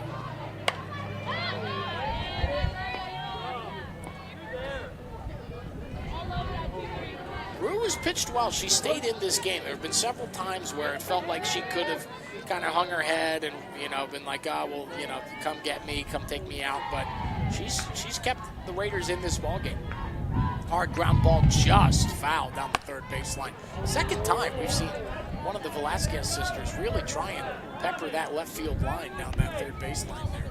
But with Rue, I think this inning has gone pretty well for her. And yes, there's a runner on, and I mean, that was just with the fielder's choice and several factors like that. But if you can get an out here and get out of this inning with Avery Velasquez up at the plate, I mean, that'd be perfect, especially now down a run. That ball peppered foul one more time. But Velasquez, she's really pulling on these. And I think if you're Rue, you have an opportunity still to pitch around. You're up, but this is an 0-2 count. Several foul balls, in a row now for Velasquez. Yeah, she's 0 for 2, at least in this at-bat, trying to get it down that third baseline. We'll see if she tries it again, the 0-2. Check swing, and they say she went no appeal to the infield umpire. But a strikeout for Rue to end the inning. There's 1 hit and 1 runner left on for the Titans. We go to the top of the 5th inning. It is 5-4. Titans remain in the lead.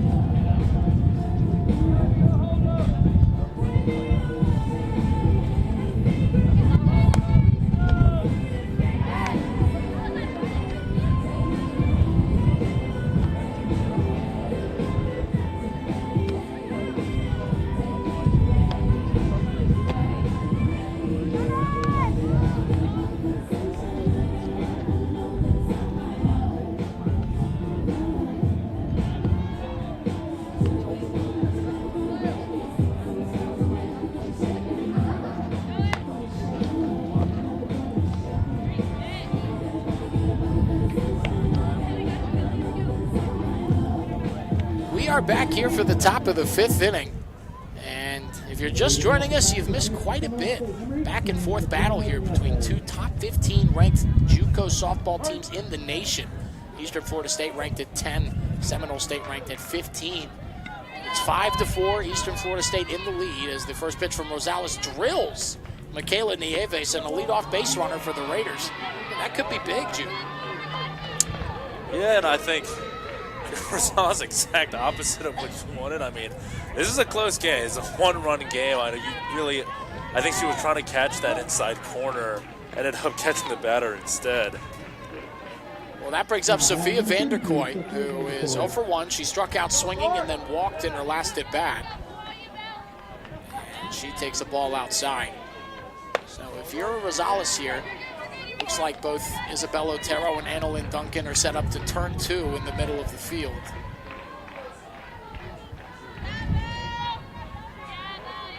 .1-0 is at the knees for a called strike. Count now even at 1 apiece. Now, if you're Isabella Rosales and you're going up against Vanderkooi, batter's kind of been a bit of a slump lately. I think this is where you can take full advantage of this. That ball is skied way back and way foul down the left field line. It's now 1-2. What I was going to say is at the same time, you also have to be a bit careful because Vanderkooi does have 4 home runs this season. So she definitely shows that she has power behind her bat. She still comes into this doubleheader hitting .342. And when you're 2 for your last 15 and you're hitting .342 overall, that says something about how good you are, regardless of how much you may be struggling, as that one's low, so the count now even at 2 apiece. And then, yeah, when you talk about mindset and stuff, if you're in that slump and you know you're a good hitter, you're going to be trying to get a little bit aggressive with these pitches as well. That one fouled off, so we'll do 2-2 one more time. Mackenzie Pitzer, who had that 2-run single to tie the game in her last at-bat, is in the on-deck circle. She also had that error out in right field that allowed the Titans to retake the lead.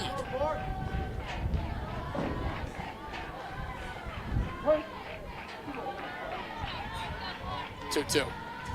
Off the end of the bat, shallow right field. Duncan going out, and in comes Merck to make the catch, and there's one away. So Vanderkooi is retired for the first out, and that brings up Mackenzie Pitzer. 1 for 2, popped out to shortstop, and then had that 2-run single to tie the game in her last at-bat.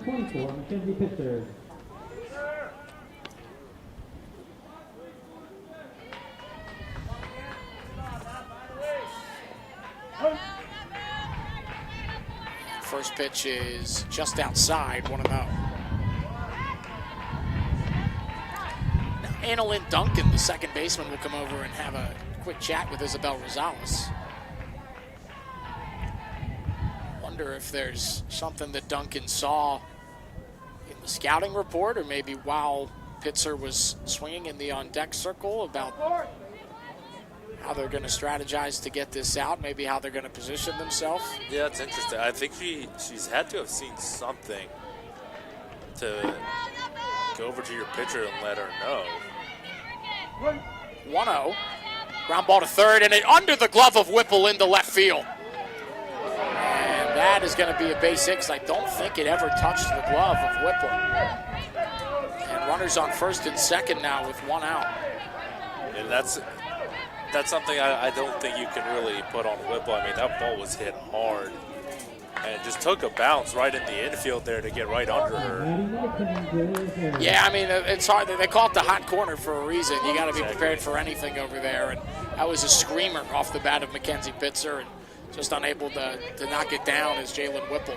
And now Jalea Harris gets drilled, and the bases are loaded for the Raiders with 1 out. Second hit by pitch of the inning for Rosales. Now again, for the Titans, you're in a tough spot. Bases loaded. They reported 1 out. It's gonna bring up another hitter, and this is tough. And again, I think for Whipple, I mean, again, I don't think you should really hang your head on that one. The ball was hit hard, and now with the second hit by pitch, the bases loaded. It's a huge RBI opportunity now to try and tie this game. Here is Gianna Torito, who just has 4 RBIs on the season. First pitch is outside, but Torito is 0 for 0 today. She walked in her first at bat. She replaced Addison Futch, who started the game at second base for the Raiders, the 1-0. Ground ball to third. This one Whipple has. The throw to the plate is there, and everybody else will be safe, but they get the force out, and Jalen Whipple with a little retribution there. And that stops the Raiders from scoring a run, and now Rosales just an out away from getting out of this. That's a big out, June. Yeah, and if you're Whipple, again, it's got to feel good. Again, she was hanging her head a little bit low off of that ball that went through, the grounder that went right through her legs, but a bit of redemption for her. Well, bases remain loaded. It's a fielder's choice. And here is Bella Delgado, who is 0 for 2, flied out to center and reached on a fielder's choice. And, you know, that now eliminates that sac fly opportunity for them.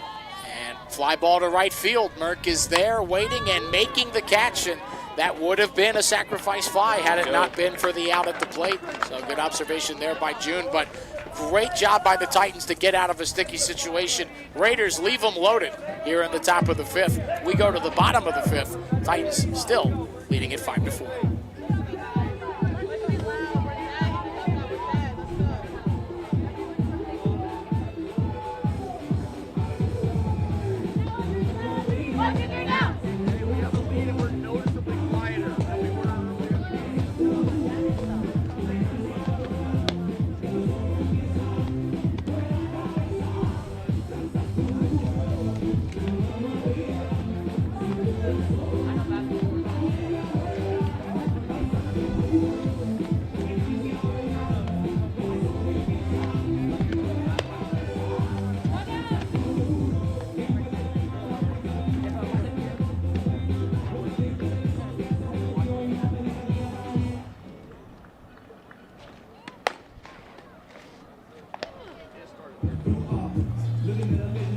Back here for the bottom of the 5th inning.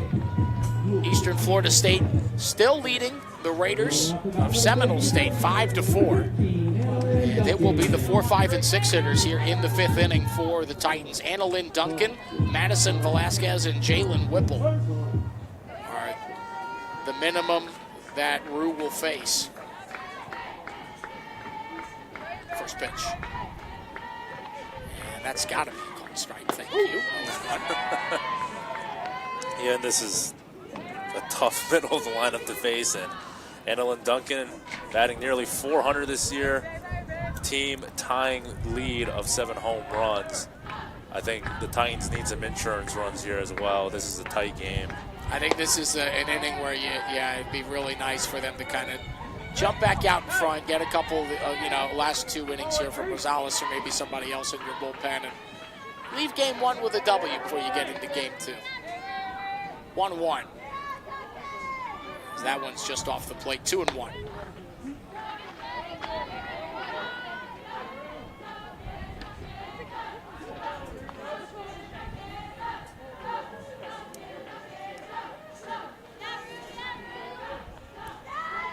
Rue checking her scouting report. 2 balls and a strike. Inside, 3-1 the count now to Annalyn Duncan. Again, dude, the Titans are not phased by the really inside or brushback attempts by Rue or anybody in this game. It's been... I think they're willing to take those hits, anything to get on base.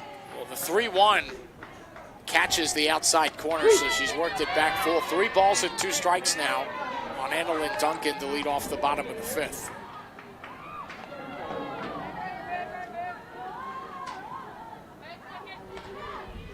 Three-2. Fly ball to deep left center field, going back and making the catch at the warning track. And a nice running grab there by Skylar Cloud. And there's one away here in the 5th inning. She hit that ball pretty well on the screws there. She did, but Cloud did an even better job at tracking that on the run, making that catch. I mean, it was coming down a bit faster. I thought it was going to hang in there for a bit longer. So did I. But anyway, so there's one out here in the 5th, and here's Madison Velasquez. And that one is inside for ball 1. Velasquez 1 for 2 with that 2-run single to give the Titans a 2-run lead in the 1st inning. Struck out swinging in her last at bat.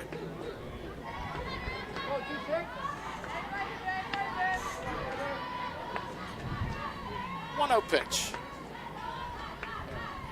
That one is at the knees for a called strike. 1-1 is the count.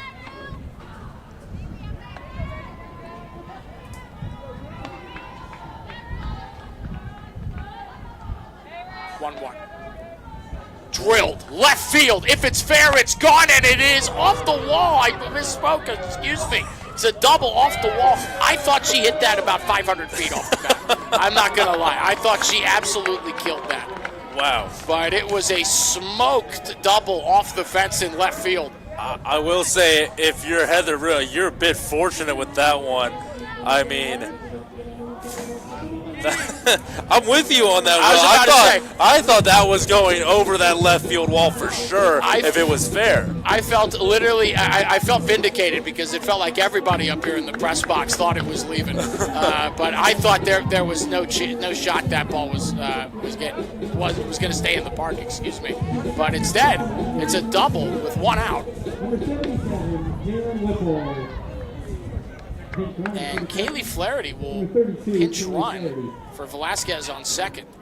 So that'll bring Jalen Whipple to the plate. Whipple is 0 for 2, popped out to shortstop, but then reached on the error by Pitzer in right field that allowed the run to score, Avery Velasquez to score back in the third inning to take a 4-3 lead. And then she ended up scoring on the pass ball, and that made it 5-3 at that point. So technically 0 for 2, but has a big moment in this game. She fouls that one back. It's 0-1. I'm still kind of shaken, June. I'm not going to lie. I could not believe that ball did not get out. I think that was the best case scenario for the Raiders, too. Oh, I agree. The way that ball was hit, I thought again, I'm with you, and I think everybody else up here in the press box thought that ball was gone. Well, it's an RBI opportunity here for Whipple. 0-1. And that is inside. 1-1. Whipple has 21 RBIs this season and 11 multi-hit games. This would be a big RBI here. 1-1. And that is in there for a called strike. It's 1-2. That one was a bit more delayed than it should have been. Yeah, well, it's at this point, if he makes the call, if he makes the call at all, we're happy. Thought for sure that was just middle in, but 1-2. Swinging, she does get a piece of it and foul it back. So we'll do it one more time. Carissa Howell in the on-deck circle. She's 1 for 2 with a single and a pop-out.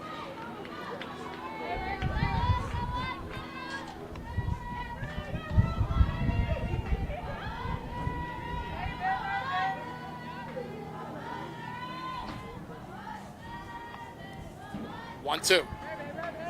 Drilled to right. Going back. Pitcher started in, and it's over her head. To the wall it goes. Around third is Flaherty. She will score, and Whipple sliding in safely at third. An RBI triple, and she is fired up. Her 10th triple of the season. And it's 6-4 Titans.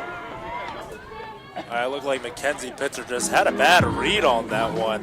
That one was just sailed over her head, really, and she was really nowhere near that one in right field. Well, what's the first thing they teach you when you're in Little League and you're playing outfield, June? First step is always back, and I think that one just kind of ate her up. She started in, had to try and make up for it, and it was just too late as that ball was scorched to right field.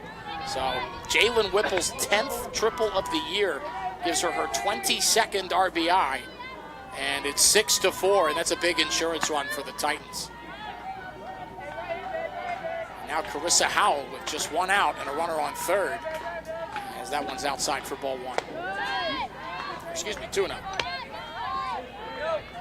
Missed the first pitch. Talked to, as I normally do, I talk through the action.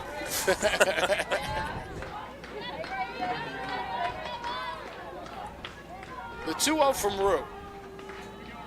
Drilled to center, going back, and that one is going to caram off the wall in center field, and into second standing with an RBI double is Carissa Howell.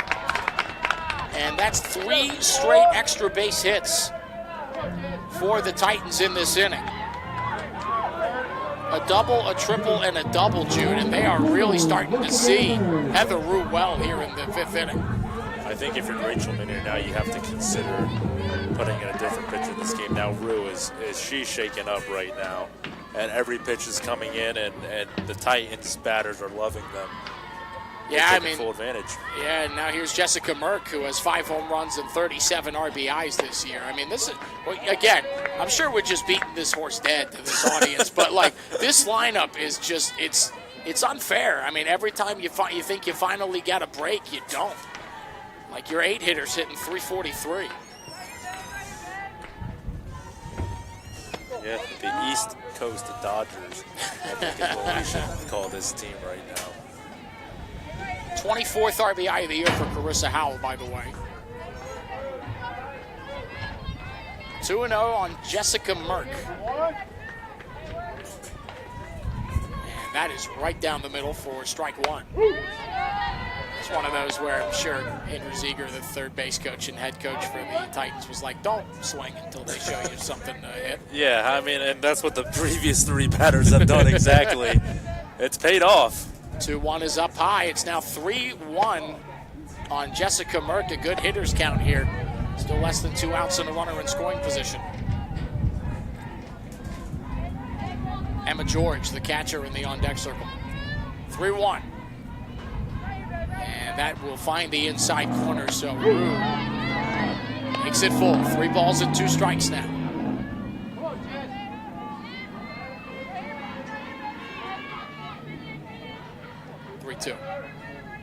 Fly ball shallow center field, and that is going to drop in front of the center fielder, Cloud. The throw to the plate is cut off by Nieves. Howell goes to third.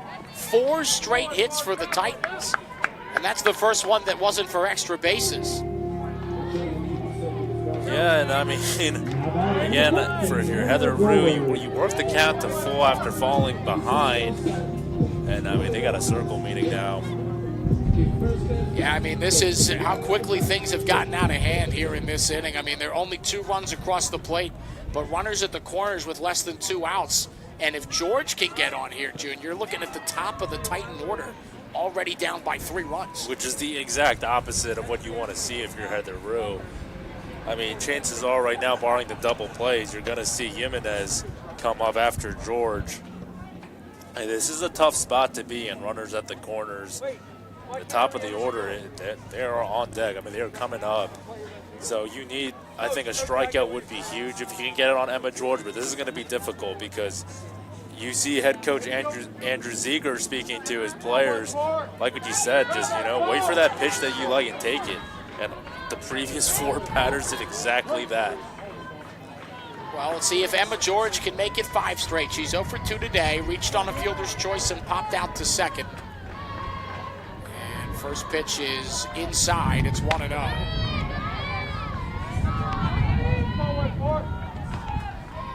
Aracelis Jimenez waiting in the on-deck circle.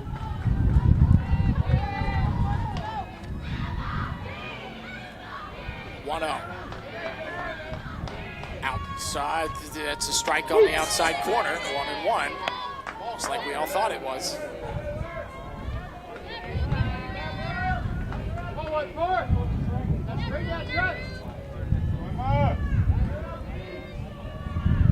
1-1.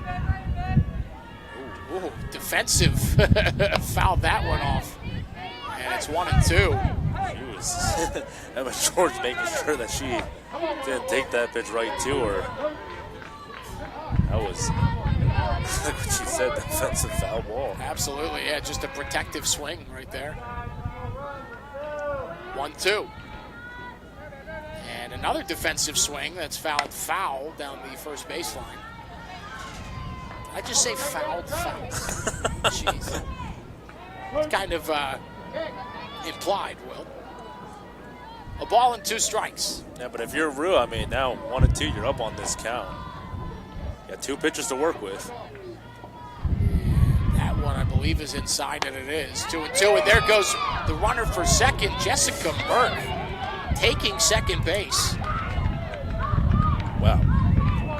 Great heads-up base running right there by Jessica Merck. That's her 5th stolen base Rue had of the no year. idea. No, nobody did. It seemed like nobody was paying attention on the Raiders. Now 2 runners in scoring position with one out. That takes away the double play possibility, June, so that's big. So now you really need to get a strikeout or something here. That ball is lofted to left center field. That's going to drop in for a base hit. Here comes Mert from second. The throw is not in time. And up to second goes George. It's a 2-run single. And all of a sudden, they have broke it open here in the bottom of the 5th inning, a 4 spot, and they now lead it by 5. It's 9-4. Now, top of the order, the runner gets over to, on second, and if you're Rachel Minner, you have to consider making a change and stop the bleeding. RBIs number 14 and 15 for George on the year as Jimenez grounds that one towards short. Harris with a nice throw in order to get the speedster, and that keeps George at second. So a big out there for the Raiders, and there are 2 gone. Fortunate. That's the best way to describe that at bat for the Raiders. And it looks like we're going to get a pinch hitter here. It's going to be Brooklyn Scott. Brooklyn Scott will pinch hit for Isabel Otero, the shortstop. And Brooklyn Scott comes in hitting .419 on the year, with no home runs and 11 RBIs. This was a .486 on base percentage. Yeah. Talk about them even. They got depth, too, in the dugout. Absolutely. I mean, we've .419 in 24 games. Yeah, I mean, you know, Martha Jones, we haven't seen in this game. She's hitting .636 in 9 games. I mean, Jessica Camacho's hitting .600. I mean, there's like, it's the more you look at this lineup, the more impressed you are by how deep it is.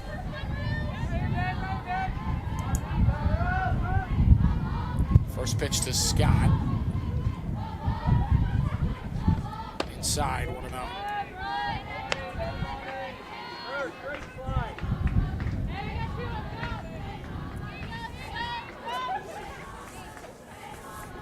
RBI opportunity for Scott fresh off the bench. 1-0. Line drive to right field. Will it hang up there? And a diving play by Mitzer to make the catch. And that will end the inning. And the damage is finally stopped. But a 4 spot by the Titans in this inning. An RBI triple by Jalen Whipple, an RBI double by Carissa Howell, and a 2-run single by Emma George takes care of all the business this inning. We will go to the 6th. It is 9-4. The Titans have broken it open.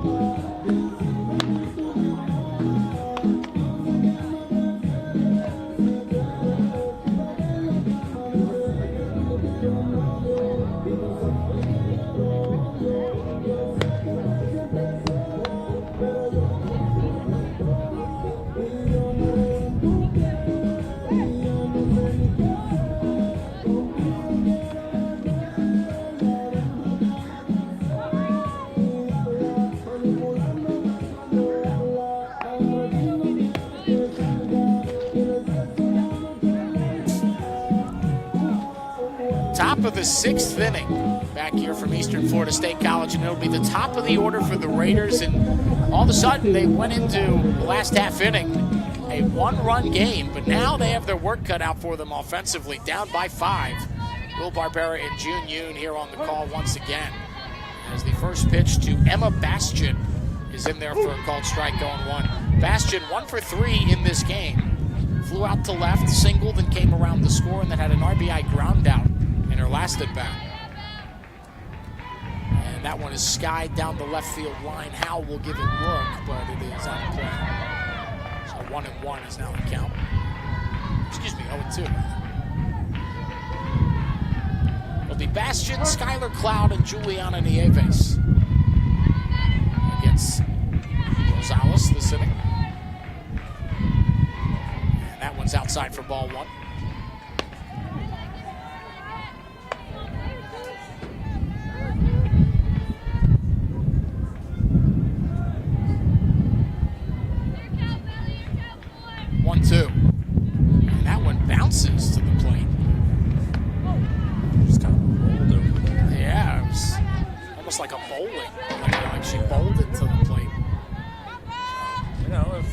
okay if you're Rosales. I mean, it's still 2-2.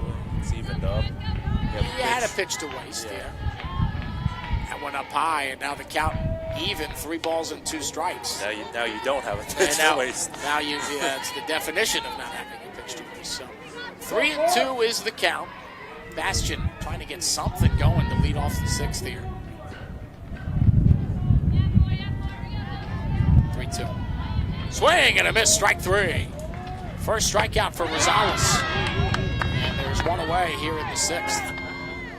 That'll bring up Skylar Cloud, who's 0 for 3. She struck out looking, struck out swinging, and grounded out to 3rd. That was a real good pitch by Rosales. Really nice pitch. I kind of just challenged her. Here's a fastball. Hit it if you can.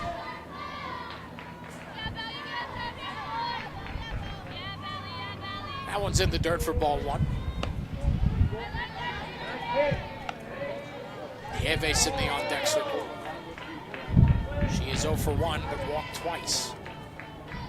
1-0. Inside, 2-0 to Cloud.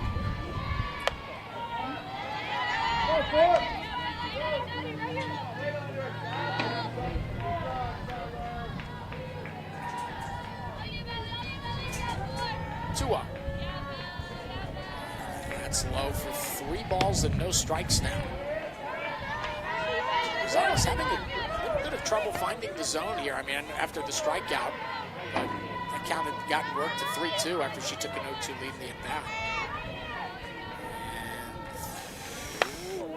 And a 4-pitch walk. Just gonna leave that one there, June. I'll save my comments on that one. I think my sound effects was enough to know what I think the audience at home knows what I was thinking on that pitch. I do agree, as that one's up high to Juliana Nieves. So 1 out and a runner on first now. Titans are set up to turn 2 in the middle infield, and Emma George will go out and talk to Isabella Rosales. Yeah, I think this is smart. I mean, Juliana Nieves, she's got a staggering 13 home runs on the year. So you don't want. I mean, you could try to pitch around right now. I mean, it's a 1-0 count. You can see what you're working with. If she grounds one over to second, that's potential double play. You can get out of this inning. It's hard because with a 5-run lead, you can challenge people and go at them. But like 2-run homer here, it's all of a sudden it's a 3-run game with 2 innings to go. It's I don't know that the 5-run lead is necessarily safe enough to go at some of the better hitters in this Raider lineup. But that first pitch, which was just a tad outside. I'd say you never know with this conference. I mean, the Citrus Conference, it's a lot of good teams in this. Sure are. Absolutely. We've seen what FSW's done this year as well, number 3 in the nation. That one's in there for strike 1. So 2-1 now, Juliana Nieves.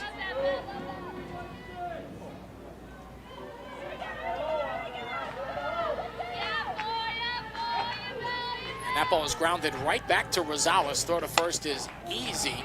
Up to second base goes Cloud.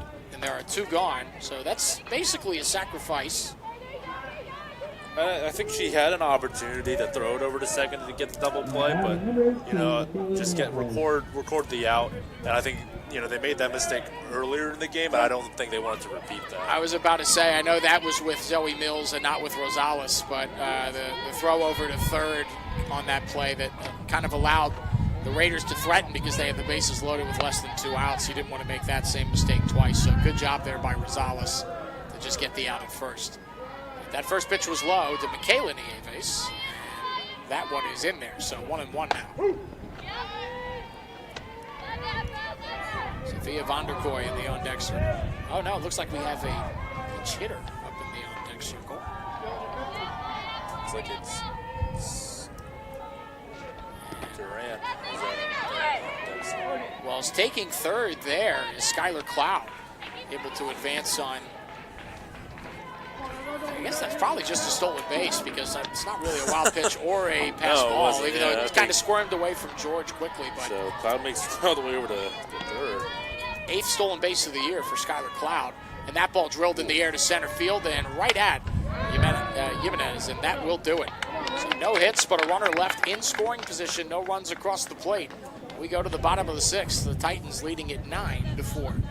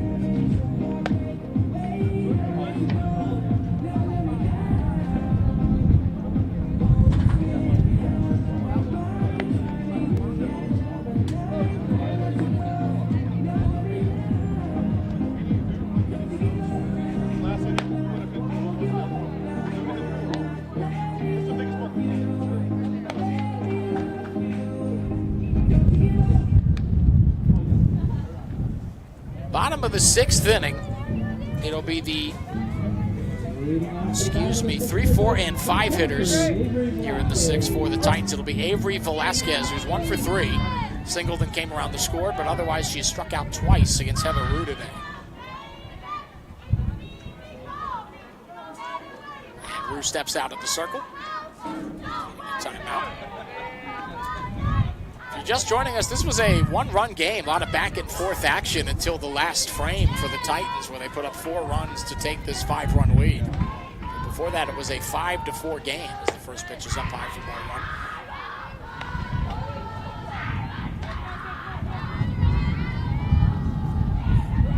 1. It'll be Avery Velasquez, Annalyn Duncan, and Madison Velasquez, 3, 4, and 5 hitters. As that ball is laced just foul down the left field line. It'll be 1-1. Last inning, Titans really started to see Heather Rue well and really started to barrel up her pitches. I mean, 5 consecutive hits, and the first 3 of them were for extra bases. A double, a triple, a double, and then 2 singles. 1-1. Yeah, I mean, you and I talked about it at the break with this being a doubleheader. Maybe the thought is just to try and get Rue through this game and see what the offense, or at least through this inning, and see what the offense can do at the top of the 7th. 1-2. Inside 2-2. Yeah, I agree, because we were talking about, they're still in the game. It's not like they're out of the game, but they continue to leave Rue out there, especially after the last inning she had, where she really got hit around pretty hard by the Titans. But my guess, which is as good as anybody else's, is that they're trying to get her through the game 1 so that they have all their arms available for game 2. This one is grounded towards shortstop, fielded by Harris. Throw to first is in time to retire Velasquez, and there's 1 away here in the 6th. Yeah, and I mean, especially with just the way that this game has gone, we haven't had a scoreless inning at all. No.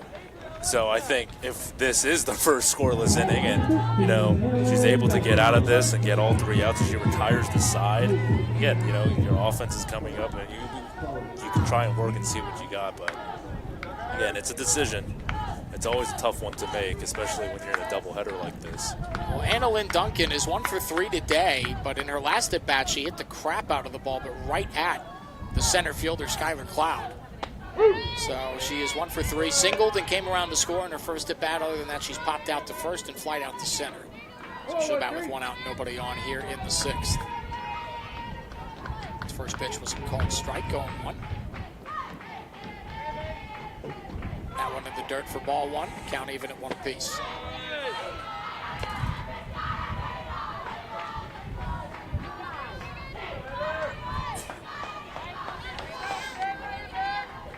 Rue. Pitch. Laced off the glove of the third baseman. And that is going to be a single. And bringing new meaning to the term hot corner. Oh my goodness, Jim. That ball was.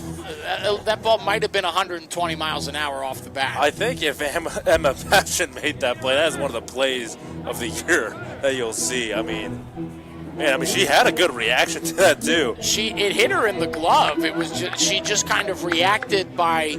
It was almost like in defense because she had it, but she kind of turned around, and that's what allowed the glove to pop out, or the ball to pop out of the glove. And I think you probably said it best. Maybe just a bit like defense. You're kind of throwing up your glove, and she's kind of just hoping at that point.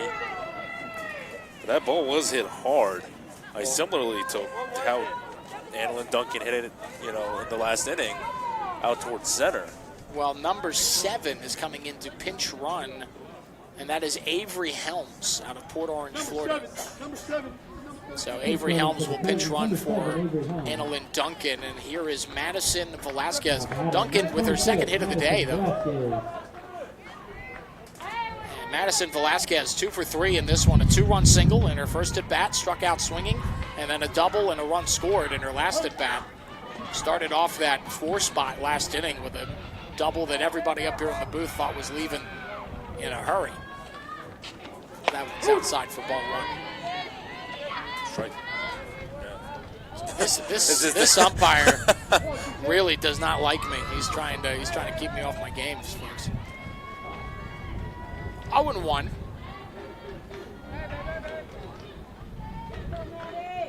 for the call, and that is a strike. There we go. 0-2.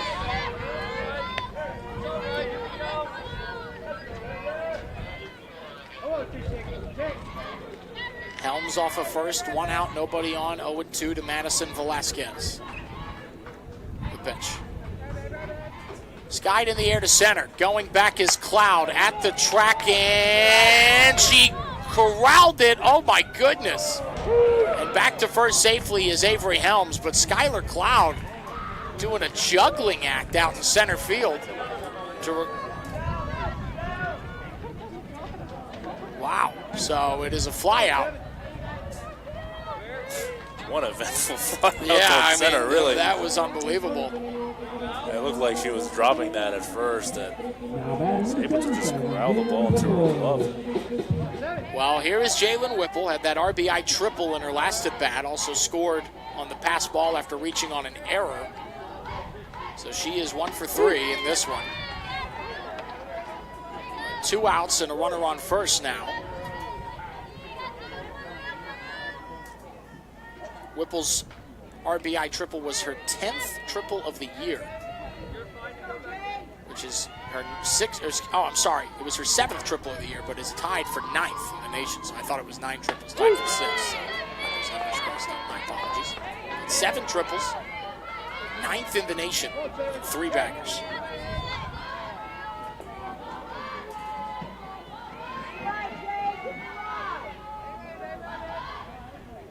Oh, 2. And that one is fouled over the grandstands here. Remain 0-2.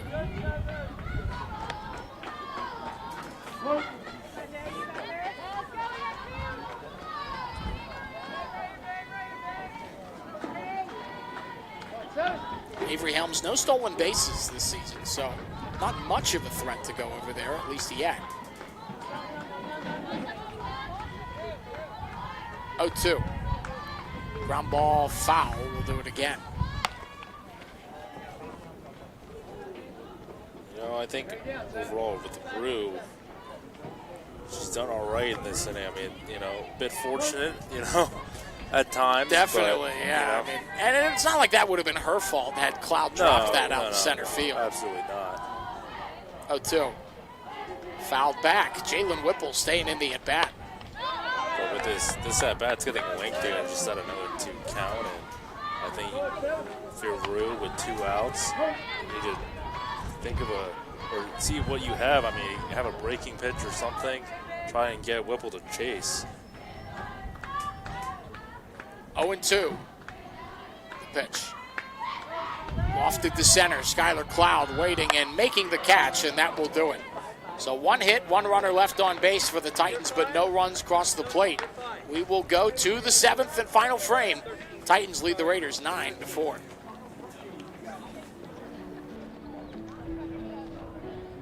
Together, let's get a hold. 1-3. I need a 0. Let's go, defense.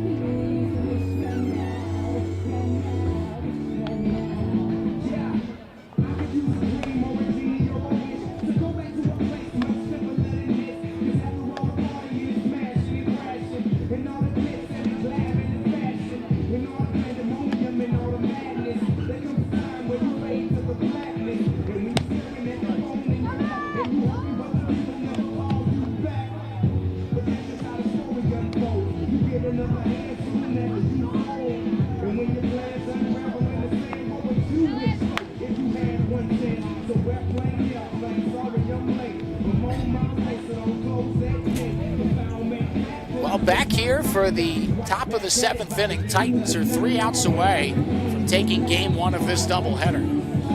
And it will be Skylar Duran, number 22, leading off, taking over for Michaela Nieves. And she's hitting .389 this year with a home run and 12 RBIs, as well as a .476 on base percentage. So pretty good off the bench bat as far as statistics go. She'll lead things off here against Rosales.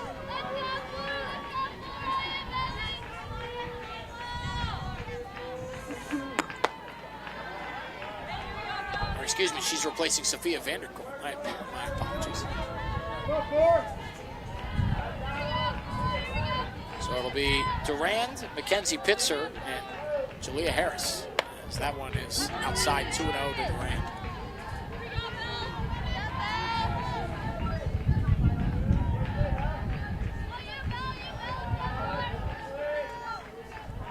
Rosales, the 2-0. Grounded to third, backhanded by Whipple. Nice play, throw across the diamond is in time. And one out here in the top of the 7th inning.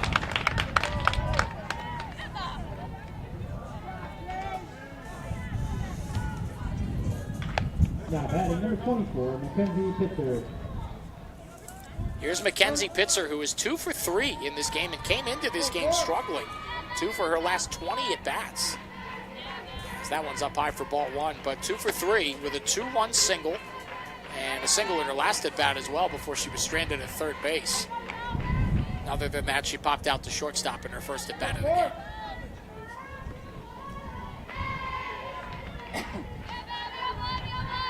One out.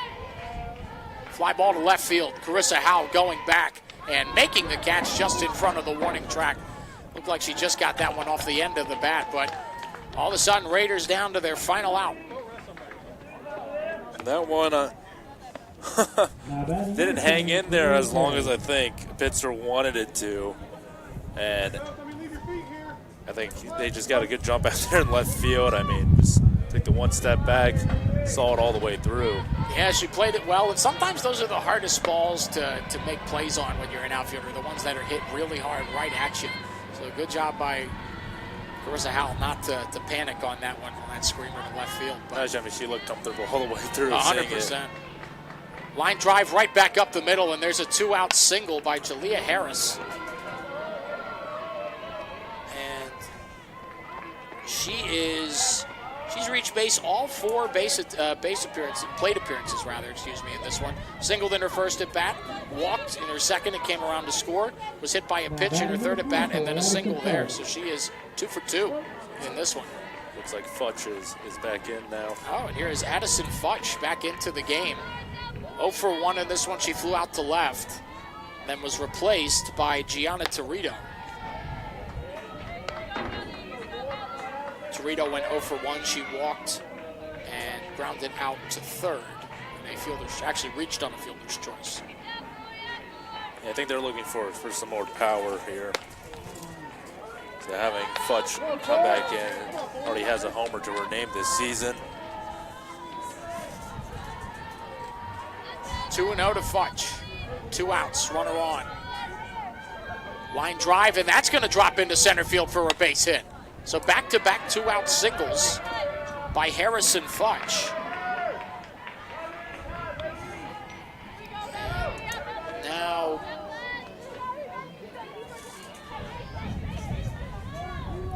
this is number 25 who will come in for Bella Delgado. That is Naya Rosario? Naya Rosario, that's correct, who comes in hitting 286 with a home run and 7 RBIs on the year and a 390 on base percentage. So things are interesting here with 2 outs. It's a 5-run lead for the Titans, but there are runners on first and second. It'll be up to Naya Rosario to try and keep things going. Yeah, another batter where, there's been power there before. Has hit a home run too this year.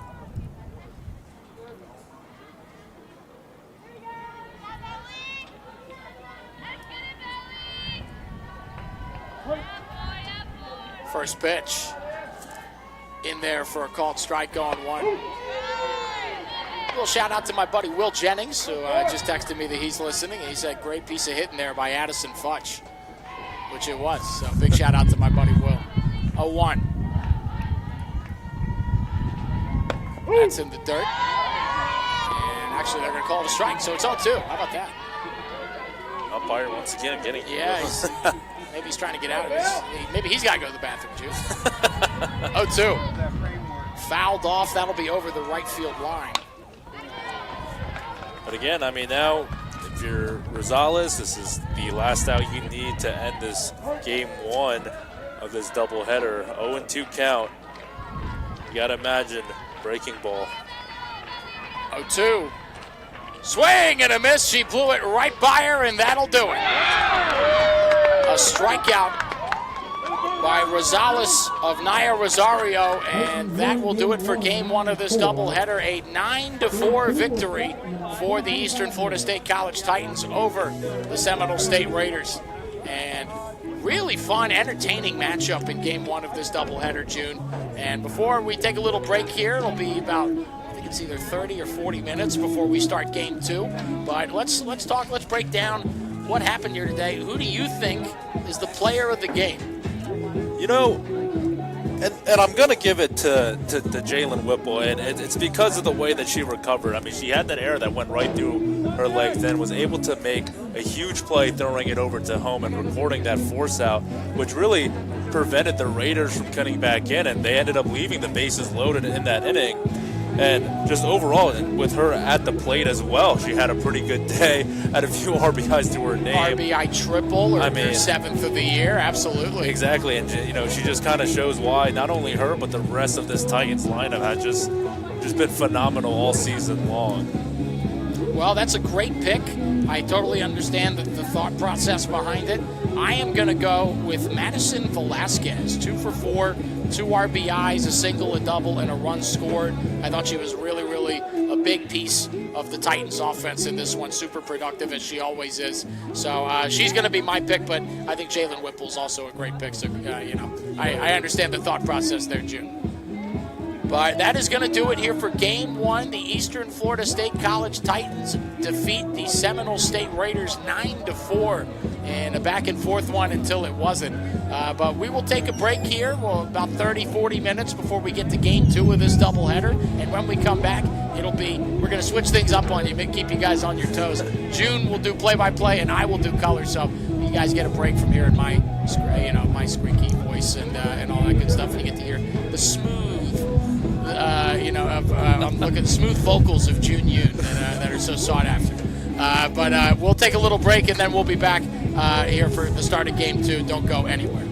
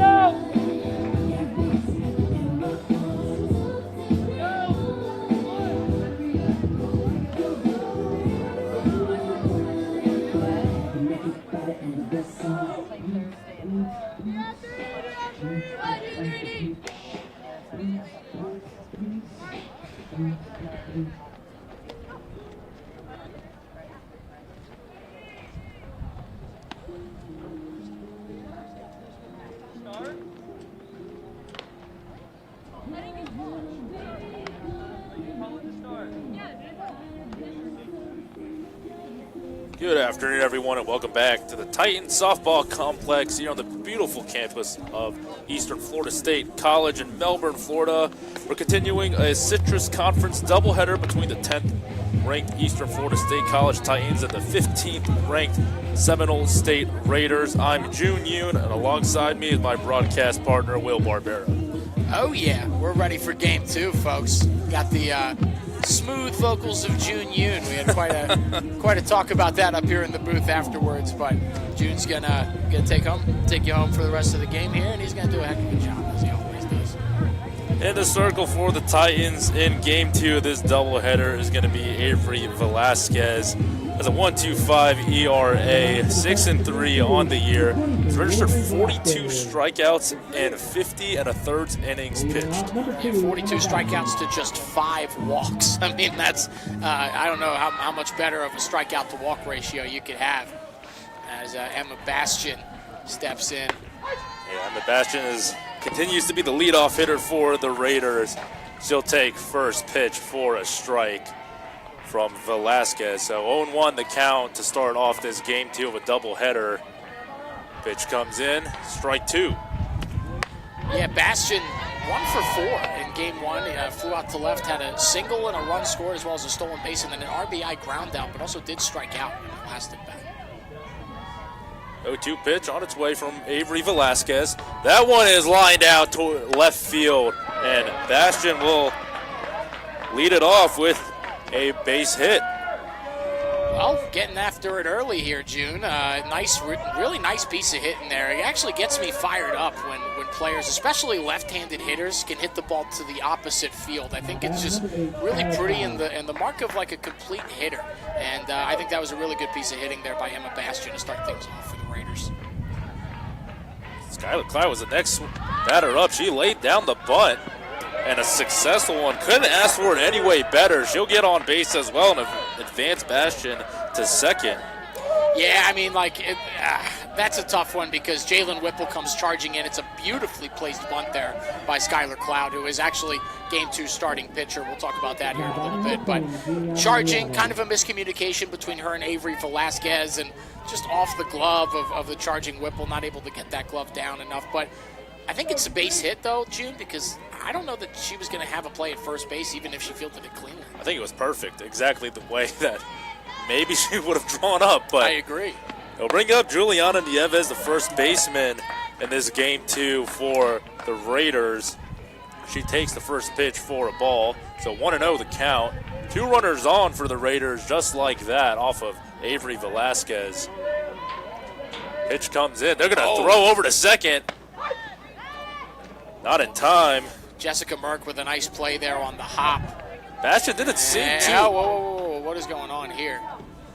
And they're going to say they're going to she say is out. They're going to say she obstructed the throw, and therefore Juliana Nieves is out. That's what the umpire is explaining to Rachel Minier, the head coach for the Raiders, and Bastian does not want to get off of second right now. She is not happy. It is. She is out.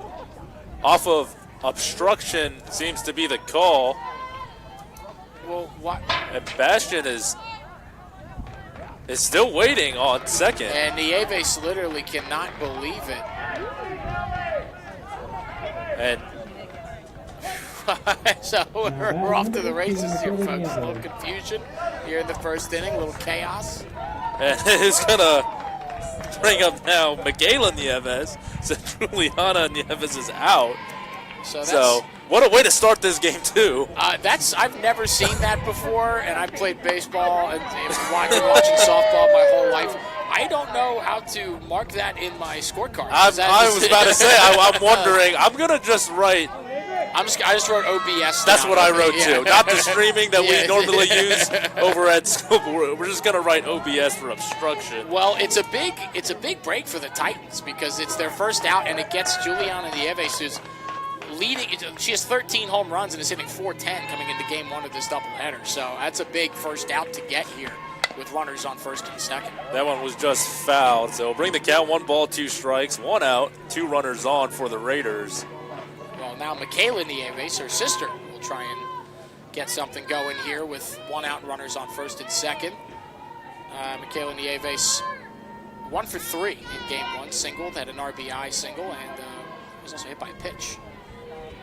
He's fouled back, so remains alive. Also, do the 1-2 again. Also wanted to point out to you, you crazy Titan fans out there watching this stream, Jessica Merck, who played game 1 in right field playing second base because Anna Lynn Duncan, the star second baseman for the Titans, left game 1 early with what appeared to be an ankle injury. That one grounded to short. There's Otero over to Velasquez, and that will be the second out. So 2 gone. It does advance the runners all into scoring position now. So this is a big. This is already a big moment here in Game 1, June. Skylar Durand in the batter's box here. The designated player for today. And she has a chance to give the Raiders an early lead here. But if they had runners on that one grounded to third.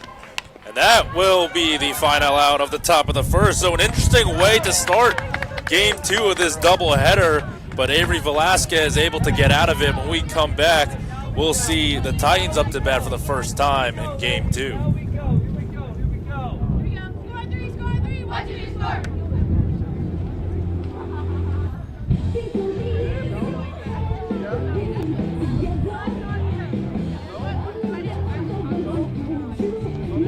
Score 3.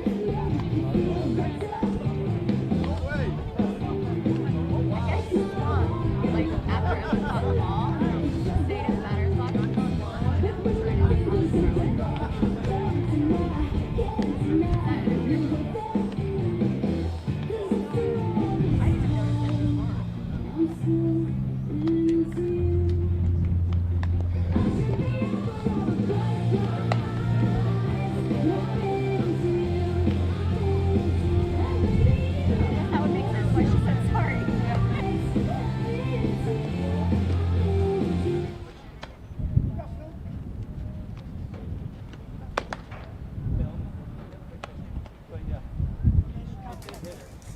Welcome back.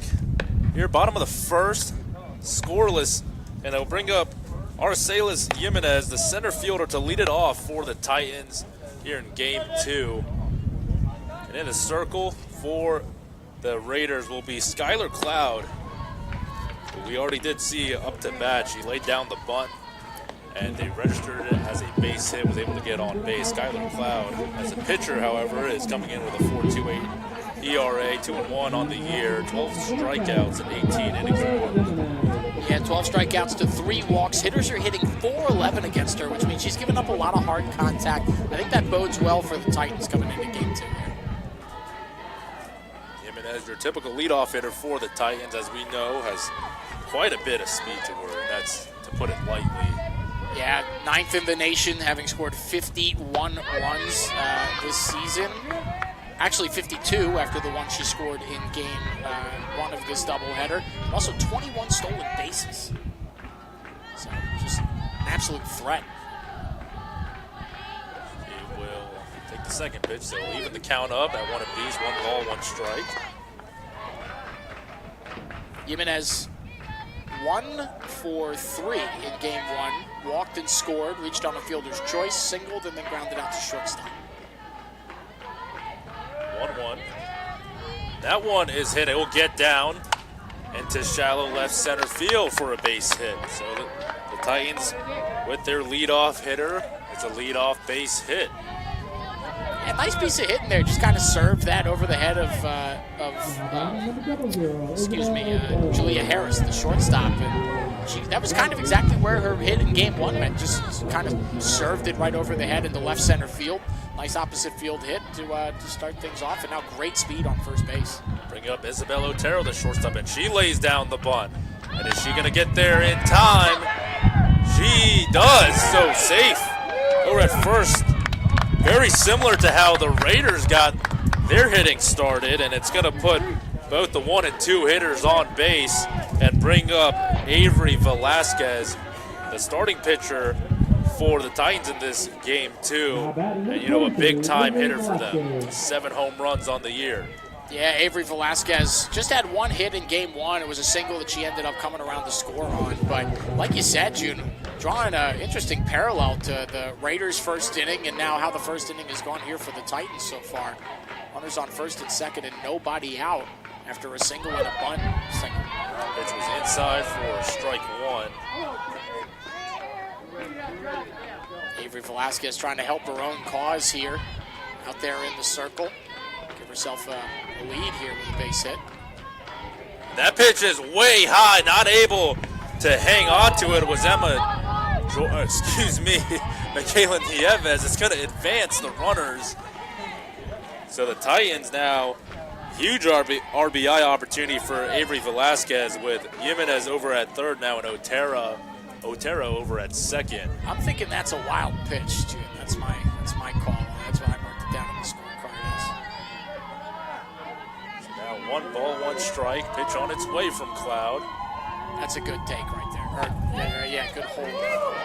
It's one of those that she pulled her hands in. I don't think it really would have led to any solid contact. And you got two runners in scoring position here. That's what you're looking for, solid contact. Two runners out in scoring position, no outs in this one. 2-1 the count. It's on its way. And similarly, it is inside for ball three. So a nice hitter's count is set up for Avery Velasquez. Yeah, 3 balls and a strike here. Now they're going to have a little mound meeting between some of the infielders and Skylar Cloud, who started game 1 of this doubleheader in center field for the Raiders, now in the circle. But this is we told you the numbers on Cloud coming into this one. 408 earned run average. Hitters are hitting 411 against her. This would be a big out to get here. Get the 3-hitter out and try and get out of this without giving up a run. I think it would instill a lot of confidence in the Raiders going back into the dugout. So the 3-1 is low and away. So Avery Velasquez safely walking over to first base and will take the walk. So we'll bring up her sister, Madison Velasquez, up to the plate. And Maddie Velasquez had a heck of a game in game 1. 2 for 4 RBI double, 2-run single and a double, as well as a run scored. So she's got ducks on the pond with nobody out here. Perfect opportunity to get the Titans out in front here. The cleanup hitter up to bat with bases loaded, no outs here, just in the bottom of the first. Good take. That pitch was low for ball 1. Like we said, no Annalyn Duncan in the lineup in this one after she left game 1 with an ankle injury. So getting back-to-back Velasquez action here in your 3 and 4 hitters. Pitch on its way from Cloud. That one was high. So ball 2.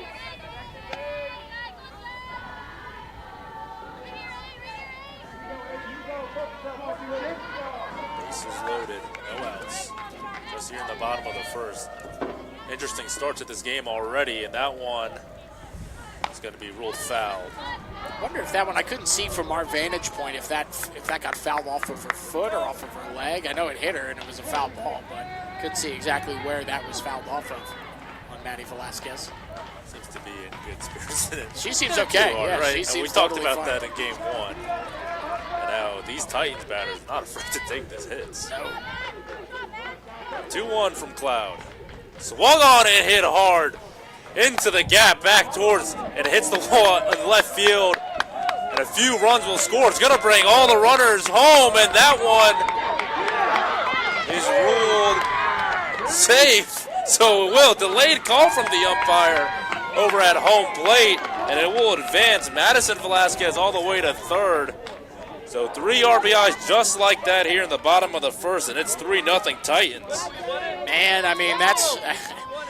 We talked about it all game 1, June. You can't mess around with this lineup. And when you allow the bases to be loaded, and it doesn't matter, we told you, Annalyn Duncan, the regular cleanup hitter for these Titans, not in the game because of that injury that forced her to leave game 1. So Maddie Velasquez has to step into the cleanup role. And what does she do? Laces a bases clearing double into the gap. All of a sudden, it's 3-0 Titans. And still no outs. Now Velasquez on third, and it'll bring Jalen Whipple, the third baseman for the Titans, up to the plate. Whipple did have an RBI triple in game 1, but another thing I wanted to point out, great heads-up base running there by Maddie Velasquez. She realized that there was kind of, a little bit of a distraction going on at home plate after the throw there, and she took third. She takes both pitches that she sees from Cloud. It'll bring the count to 2-0. Cloud is a little bit rattled at the moment with the way that this bottom of the first has started. There's still nobody out here, Jim. 2-0 is right in there for strike one. Now, if you're Skylar Cloud, I mean, what is going through your mind here in the bottom of the first? I mean, no outs and giving up 3 runs. Just get one out. I mean, like, I know it sounds crazy when you've given up 4 consecutive base runners and, it's 3-0, like, in the blink of an eye. But all you got to do is get one out and things start to fall into place. Nice pitch by Cloud. But it's more about just keeping your head on straight, not getting down on yourself or your stuff or your ability, and just being like, okay, it's 3-0. My team will be, everybody that's backing me, all my teammates, they'll back me up when they get in the batter's box. Right now, I just got to do my job. That one hit hard towards left field, and that one is going to fall, get past Kaylin Bublitz over there in left field. He'll bring home Velasquez. Whipple is able to get back into second base safely. Overran it just a little bit, but it's now a 4-0 Titans lead. An RBI double for Jalen Whipple. Still no outs here in the bottom of the first. Well, I really thought she was going to try for third base on that, and I think it would have been close. I think it was smart of her to stay at second, June. But oh my goodness, if she would have gotten her 8th triple of the season and 2nd of the day overall, she had one earlier in game 1. That would have just been crazy. She's a triples machine, and she almost showed it there. Another circle meeting here for the Raiders. 2nd of the inning already, and there's still nobody out. And now here's Carissa Howell. You take Annalyn Duncan, who's arguably the best hitter in the lineup. You take her out of the lineup, and it's still this dangerous. Like, you just move Maddie Velasquez, Jalen Whipple, and Carissa Howell up a spot in the order. Jessica Merck is in the on-deck circle. She's a .370 hitter with 5 homers. Like, it must be just absolutely demoralizing to get down on the scoreboard to this team, knowing that it just doesn't get easier. And that's lightly said, too. I mean, when you look at the numbers just throughout the entirety of the Titans lineup, as she'll take it, that'll be strike one for Carissa Howell, the left fielder for the Titans. So Skylar Cloud remains in this game. Carissa Howell 2 for 3 in game 1 at a single and an RBI double, as well as a run scored. That pitch comes in just high. Even up at one piece.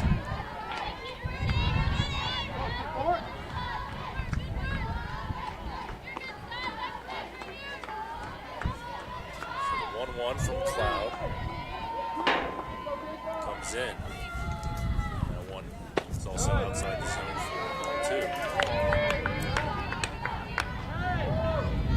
Nothing's changed from the question you asked me, June, last time. Like, what are you thinking in this situation? Even though it's went from being 3-0 to 4-0, you just got to get one. And maybe that evens things out and gets you back in the rhythm. Nearly took Jessica Merck.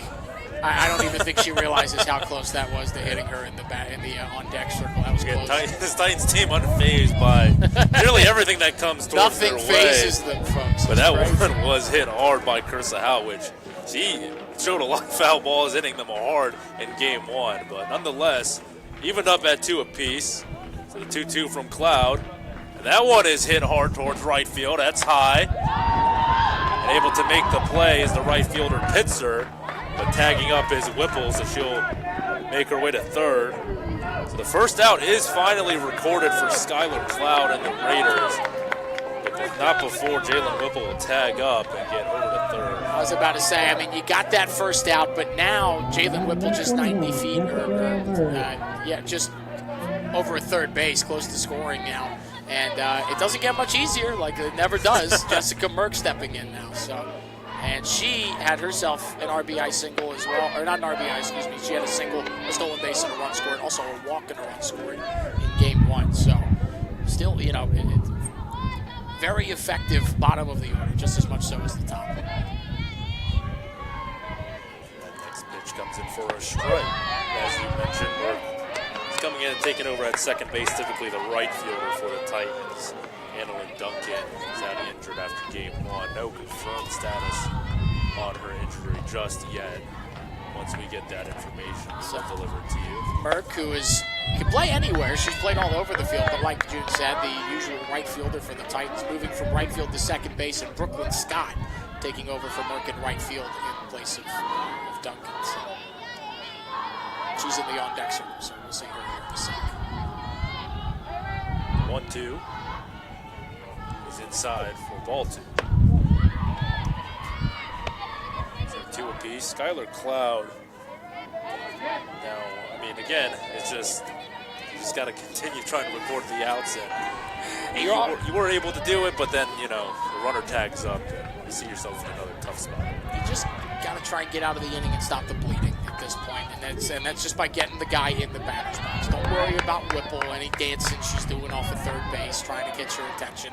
You got to focus on Merck and then Scott as the next 2 hitters to try and get out of this inning and just keep it to a 4-run deficit. It's early. You know, they were able to put up 5 runs last game. You know, there's no reason to think that they can't make up 4 runs. It's also inside, so. But if it starts getting into the 7-8 run territory, things start to change quickly, and you know it's not good for the Raiders. It's a full count now for Jessica Merck. Saw herself down originally 0-2 on this count. Worked her way back. The payoff is fouled back, so we'll do it again. Runner over at third is Jalen Whipple. Merck came in hitting .343. She has 8 multi-hit games. Like I said, played all over the field. 5 home runs and 37 RBIs. She does it all for the Titans. She's a big piece. Payoff once again. Swung on and fouled. We'll do it for a 3rd time. Staying in there. It's been a heck of an impressive inning so far for the Titans.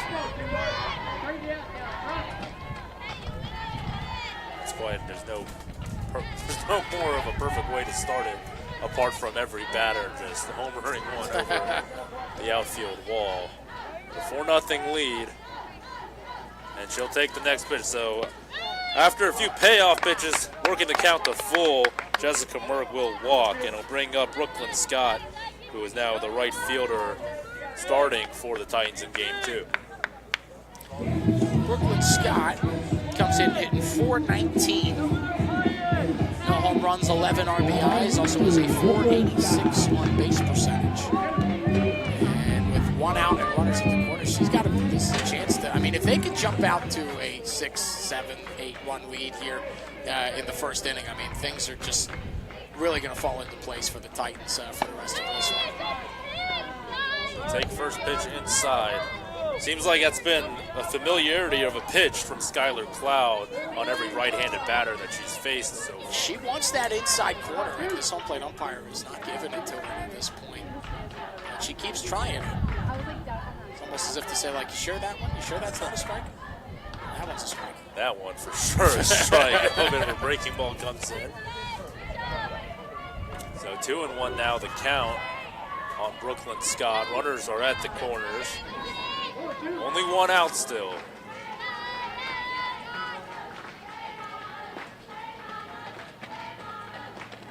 The 2-1. Swung on and hit towards center field. Going way back there. Able to make the play was Delgado, and tagging up to make it a 5-0 lead was Jalen Whipple.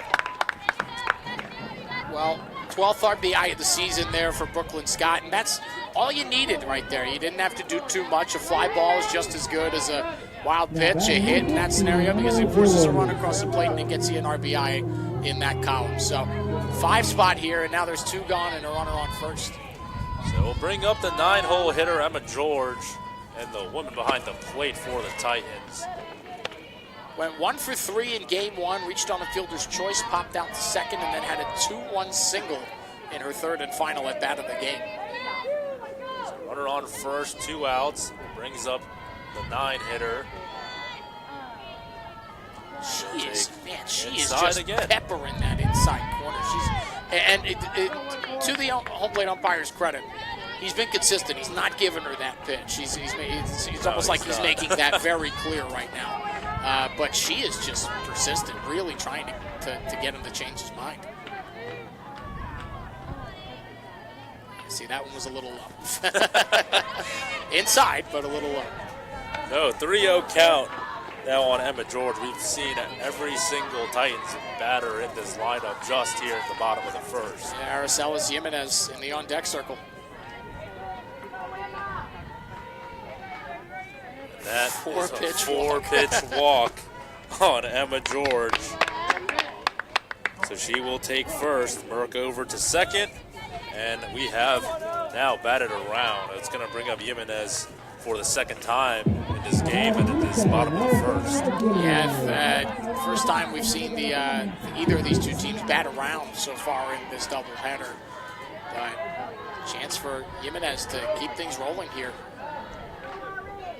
It's on its way for strike 1. She started this inning, singled to left field, and then took second on, reached second on a single, third on a wild pitch, and then came around to score on the bases clearing double by Manny Velasquez. 2 runners on, 2 outs here, bottom of the first. Titans up 5-0. Pitch on its way to Jimenez.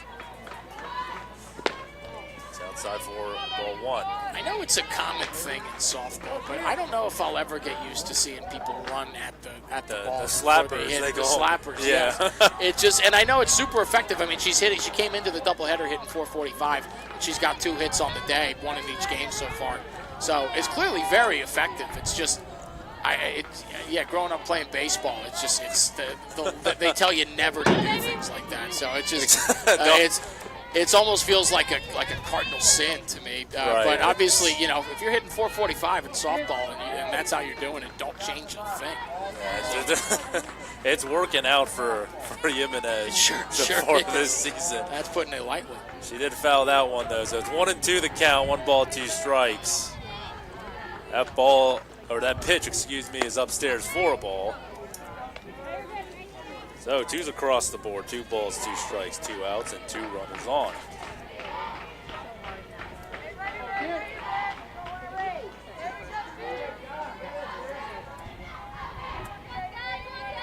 Pitch from Cloud, fouled back. Jimenez stays alive.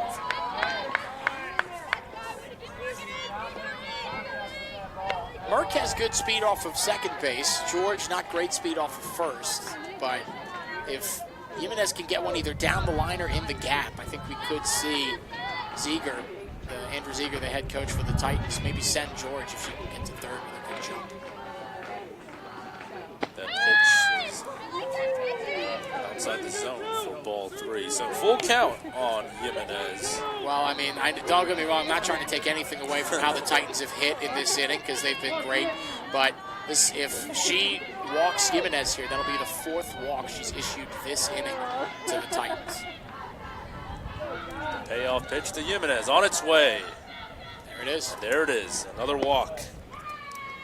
Jimenez will take first. The bases are loaded. So 2 outs, and Skylar Cloud really struggling out there to try and get out of this bottom of the first. I mean, again, she's gotten hit around. There's been a lot of hard contact by the Titans, but you get 4 free bases in the bottom of the first inning against a team that is as good as the Titans are.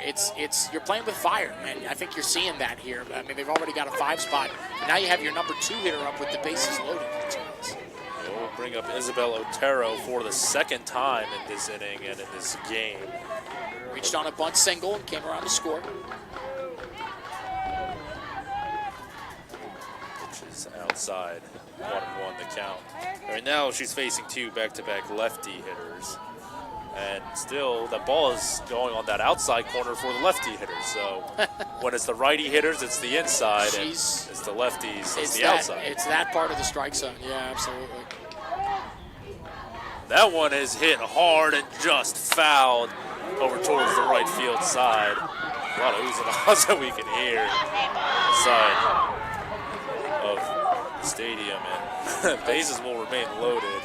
Otero has no homers and 13 RBIs, but is hitting .364. But she came into game one of this doubleheader, 6 for her last 12 and had hit in 4 of her last 5.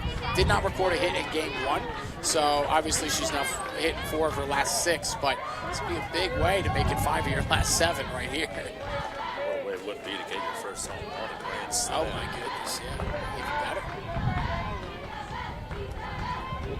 1-2 pitch. Skylar Cloud. Low and away. So, 2s across the board again. So 2 balls, 2 strikes, 2 outs on Isabel Otero, and the bases are loaded for the Titans. Game 2 of a doubleheader. So Skylar Cloud still trying to find a way out of the bottom of the first. It's on its way. That one is hit towards left center. Coming in as the center fielder, Delgado, to make the play. And Skylar Cloud and the Raiders finally able to get out of this inning, but not before the Titans put up 5 runs. We'll step aside, and we'll come back for the top of the second.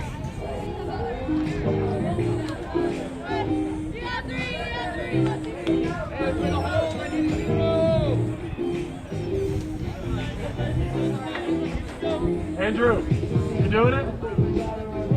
Bring one.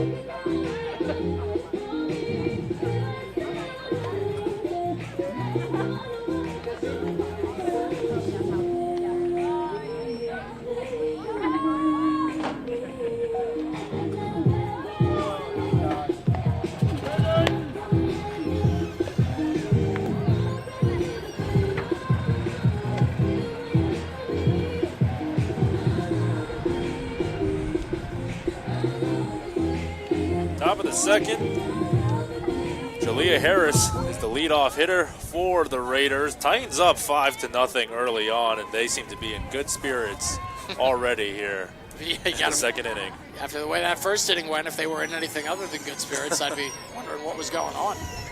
Pitch from Velasquez is inside for ball 1. 6, 7, 8 hitters here in this inning for the Raiders. It'll be Jalea Harris, Mackenzie Pitzer, and Addison Futch.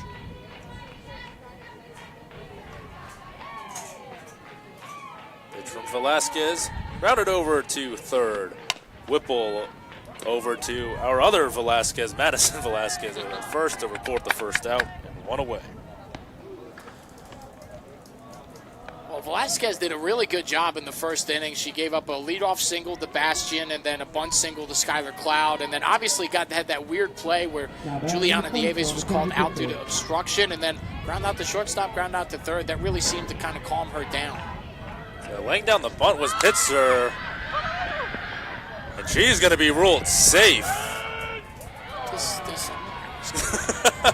So from up here, it looked like she was out, and my partner Will Barbera.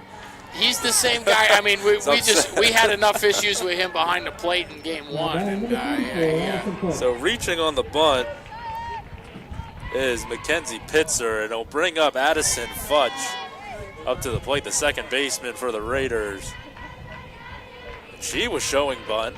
Yeah, Whipple was the third baseman, was way back far. I don't think she was expecting that at all, so I'd imagine she'll move further in here for this next pitch. And yeah, she comes pretty far up to third base and stays there instead of going back to where she was. That one hit towards short. There's Otero. That's 1. And that's 2. A double play for the Titans for a very quick top of the first. We're going to see them come and bat again. It's going to be Both Velasquez sisters and Whipple up next when we come back. Let's go. We want more. Hey, we want more. Let's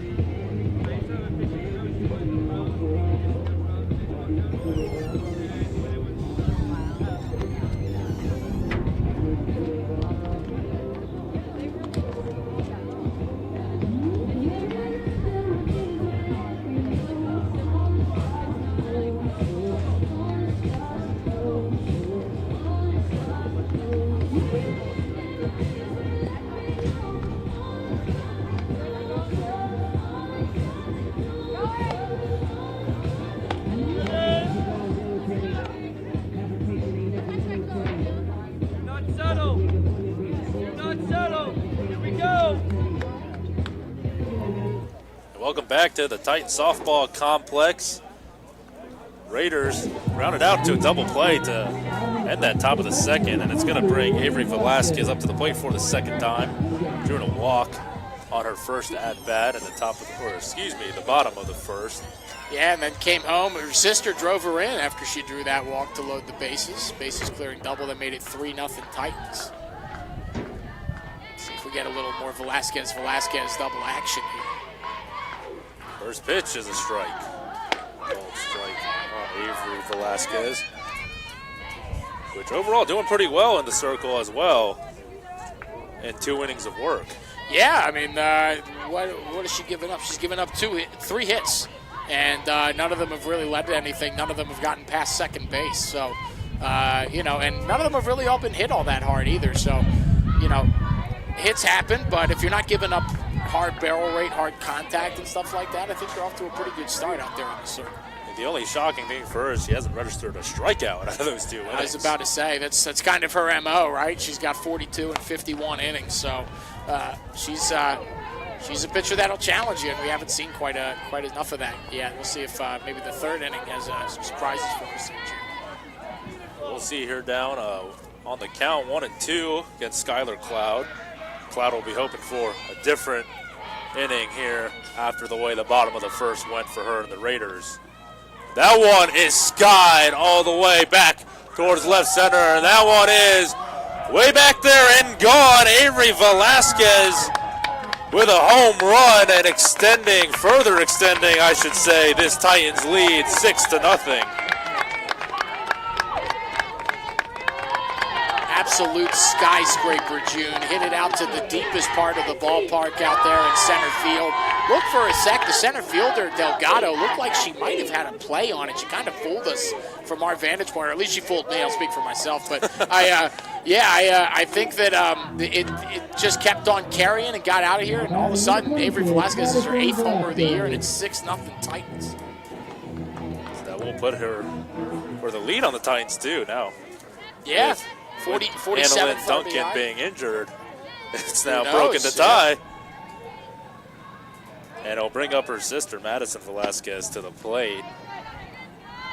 Yeah, Maddie had that 3-run double and then came around to score on the RBI double by Jalen Whipple back in the first inning. See if these sisters go back-to-back here. That'd be pretty awesome. So the exact opposite of how Skylar Cloud was probably hoping for this inning to begin. And she gives up an absolute blast by Avery Velasquez over that, really towards the center field wall. So 1-0 the count on Madison Velasquez. Pitch comes. That one is swung on, and that one is high and back. And that one is also gone! Back-to-back Velasquez home runs. It's almost like someone said that or predicted it. Did anybody else hear that? I feel real good about myself after that one. We'll give you a lot of credit for that one, Will. And we'll credit another run on the board for the Titans. 7-0 lead. Madison and Avery Velasquez with a home run in this inning. I mean, Avery hit that one left center. Madison hits that one basically right center.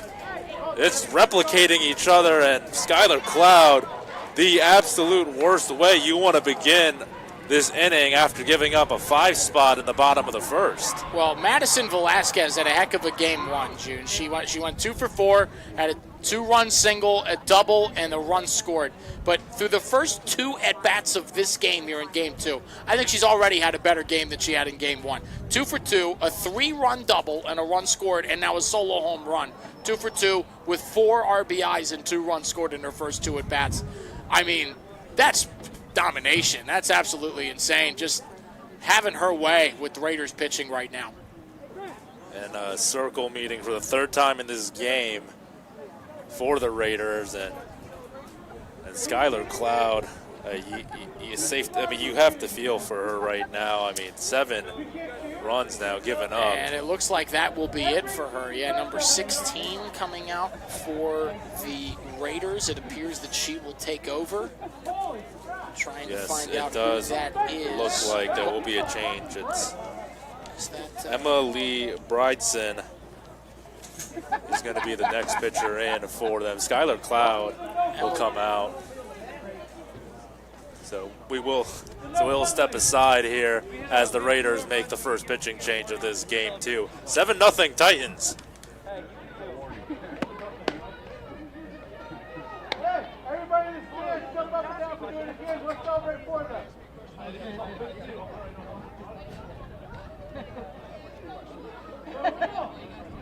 get up there on the bench and celebrate for them.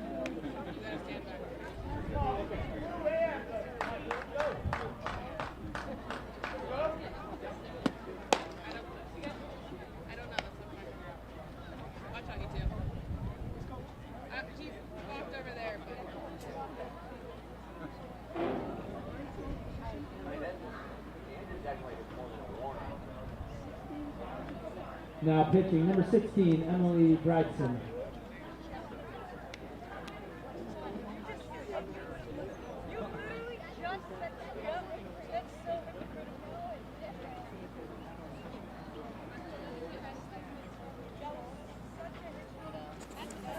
So back here in the bottom of the 2nd, no outs.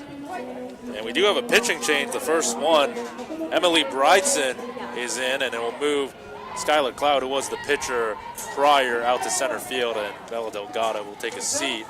And I'll bring up Jalen Whipple up to the plate for the 2nd time today. Yeah, Emily Bridson comes in. She's 2-2 this year with a 6.65 earned run average and 26 in the 3rd innings pitched. She's given up 38 runs, 25 of them earned, 2 walks to just 4 strikeouts. Hitters are hitting .529 against her. That pitch comes up the middle, hit off of Bridson, it looked like, and that was an errant throw, and Whipple will make her way to 2nd. So it looked like that was Jalea Harris, and her trying to make the throw over to Nieves, Juliana Nieves, and just not sure what happened. I think she just never had full, she kind of fielded it awkwardly, and I don't think she ever gripped the softball in a way that she actually ever really had it. And I think it just came out of her hand too early, and that's what caused the errant throw. But now really good speed on 2nd base after the back-to-back homers. And here is Carissa Howell. It is Carissa Howell to lead things off with Whipple in scoring position on 2nd. Once again, still no outs for the Titans here in the bottom of the 2nd as well. And Emily Bridson coming in. Again, just not really the way I think you wanted your first at-bat to go. And that one is also hit up the middle and off of Bridson. And Carissa Howell with a base hit, and it will advance Whipple to 3rd base. Well, that's just unfortunate there for Lee Bridson. That one hits right off the inside. Oh, and she looks to be in some pain here. I mean, she did take 2 comebackers off of her leg. Yeah. And yeah, it looks like they're going to have a meeting, and I think it's more for the status of Emily Bridson. Rachel Minier, the head coach of the Raiders also makes her way out to the circle before we see Jessica Merck up to bat for the Titans. And I do want to say, one thing I've been really impressed with, not just today throughout both games so far, but for the other games that I've called here at Eastern Florida State, Andrew Ziegler, the head coach for the Titans and third base coach, is great at reading scenarios on when to send his runners. I'm not going to lie, I really thought he was going to send Jalen Whipple on that because the ball was just kind of over here in between first and second, and the first baseman, Nieves, kind of came over to check on Brydeson before the ball had really been picked up. But I think that would have been a bad call. I think she would have been thrown out at the plate. It was a really good job. 100% agree with you really on that, good Will. job by Ziegler to just hold her at third because it looked like Whipple took a big enough turn that maybe she would have 100%. tested it. But good job by him to say no.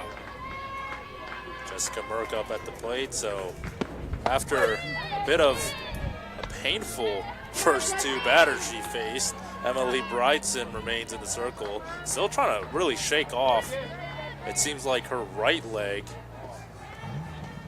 But nonetheless, Jessica Merck up to bat the second time today, drew a walk in her first appearance.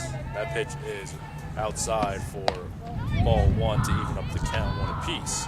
Good speed all around here for the Titans. Whipple with good speed off of third, Howell good speed off of first, and good speed in the batter's box here with Jessica Merck. So a ball in the gap could be really, really damaging for the Raiders.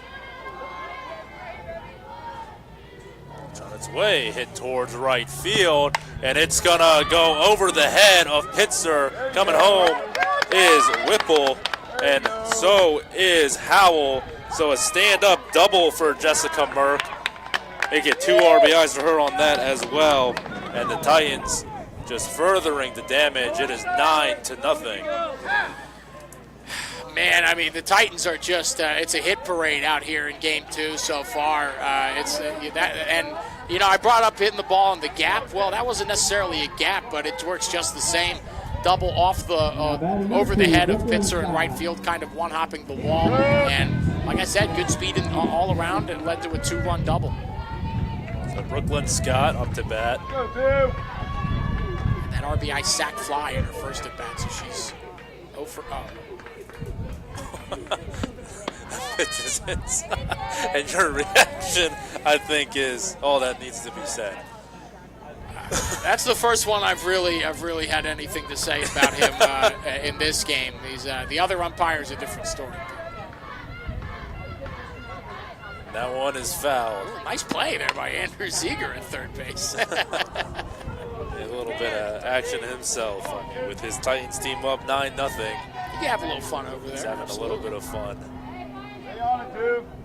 5 spot in the first inning and now a 4 spot here, and we're still nobody out in the second. That one grounded over to second. It's going to get past her. Coming around is Merck. And advancing to second and safe is Brooklyn Scott. So make it another 5 spot, Will. It's going to be Brooklyn Scott and an RBI for her. 10-0 Titans. And, I mean, I don't know if this goes back to Andrew Ziegler or if it goes back to just how aggressive the Titans are on the base paths, but that's the second or third time throughout this doubleheader that we've seen really good heads-up base running by a Titans hitter. Brooklyn Scott realizing that the throw was going to the plate and taking second base, and now another runner in scoring position for the Titans with still nobody out. Called strike one on the 9-spot hitter, Emma George. Not often you see the 9-hitter coming up to bat for the second time in only the second inning. Yeah, 10-0 already, folks. It's they've gotten after it fast and real hard. It's been pretty impressive to watch this offense go to work in both games of this doubleheader to this point. And I would say it's an understatement as well with the way that this game has gone, and Raiders pitching has not been, well, it has really been the story of this game too. That one is popped up in the infield, and an easy play to record the first out is Jalea Harris. And I mean, I would say you have to feel good to get the first out, but with the way that the game is and I was about the to score, I don't know if there's anything to feel good about right now. I was about to say, I mean, you take your victories where you get them, right? And yeah, obviously you needed an out and you got one, and that's a big one. But still less than 2 outs and a runner in scoring position, and now back to the top of the lineup for the Titans. Yeah, I don't know. I don't know how long you're going to be celebrating, even if you do celebrate. So, and yeah, I mean, Arcelis Jimenez up to bat for the 3rd time in just 2 innings. I mean, not often you have more plate appearances than innings played. No, it is not. I would say that pretty confidently that does not happen to a lot of people. Jimenez did draw on the walk, had a base hit, went all the way around in her previous at-bats. That one is grounded over to 3rd and able to record the 2nd out. So Jimenez on a ground out to 3rd.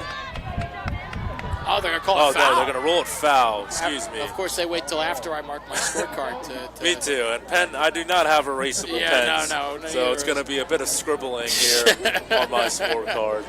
Well, I was just about to say, I'm surprised that they made that such a quick call because it looked like it was pretty close to the line. So good job by the umpire there. Infield is in with 3rd and 1st. And it seems like that's been the common trend every time Jimenez is up to bat. 0-2 pitch is also fouled. So we'll do it again. Hey, Coach, where were you on that one? So, I mean, I talked to you about what the mindset would be for Skylar Cloud earlier, giving up the 5 spot. What about now for Emily Bryson? Down 10-0. Just don't get hit in the leg again. I think might be the first goal of the inning for her. But yeah, I mean, honestly, I don't think I would change much of my answer about Skylar Cloud than I would right now to Lee Bryson. I think you got to just take it a batter at a time. Do not worry about the base runners. Don't throw behind the base runners. Don't worry about the person in the batter's box. You're down 10 runs. You need to keep it where it is and give your offense a chance to slowly but surely work their way back into this game. And you're not going to do that by picking off people at second and throwing the ball all around the infield. You got to just focus on the person in the batter's box. Get Jimenez here, get Otero, get your bats back into the batter's box. And that one is grounded right to Emily Bryson for the 2nd out. It does advance Brooklyn Scott to 3rd. And it will bring up Isabel Otero for also her 3rd time. Otero 1 for 2, single that came around to score and then flew out to center to end the 2nd inning. So with 2 outs, she got a chance. Brooklyn Scott seems so lonely at 3rd base. She hasn't scored yet. And that one is going to put in a run. So what looked like it could have been a routine grounder is actually going to be a base hit for Isabel Otero and an RBI to now make it an 11-0 ball game as Brooklyn Scott makes her way home.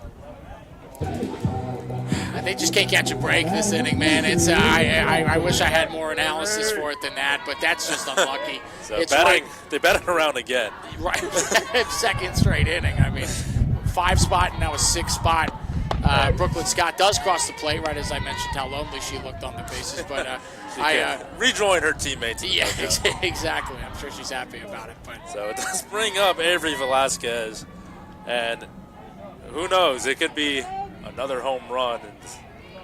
And I think that's what she was swinging for right there. Maybe she heard exactly what I was saying up here in the booth, and she took that. She really just wanted that one fully. Hit that one pretty hard. Nonetheless, 0-2 the count on Avery Velasquez. Did homer earlier in this inning. Got this inning started with a solo homer, actually. Yeah, she was the leadoff hitter. Once again, batting around for the 2nd time in this game. We've only played 2 innings. One more. Yeah, she hit her 8th homer of the year, and then her sister Madison hit her 6th. That one is going to bounce over the 3rd baseman. And Otero thought about advancing to 3rd and is going to hold up her spot. So a base hit for Avery Velasquez, and we will continue here in the bottom of the 2nd. bring up her sister Madison up to the plate. And like what we said earlier, she also homered in this inning. Well, I don't know if you watched game one out there, folks, but both Madison and Avery Velasquez tried multiple times to get one fair down that third base line, and now Avery Velasquez says, I'll just do it for a good measure here in game two. But now she's 2 for 2 with a homer, a single, and a walk. And now Madison Velasquez, 2 for 2 with a double, a homer, 4 RBIs, and 2 runs scored, is in the batter's box with runners on first and second. That pitch was low, ball 1. And that one is also low, a bit away for ball 2. And we didn't mention it, but a lucky break there for the Titans. Isabel Otero came screaming around second base. Looked like she was going to try and get to third, in which case she would have been thrown out by a good mile. And she almost got thrown out trying to get back to second base as well. I will say, I think Andrew Ziegler continues to prove your point at how good he is Absolutely. at judging scenarios like that. As Madison will take next pitch for a strike.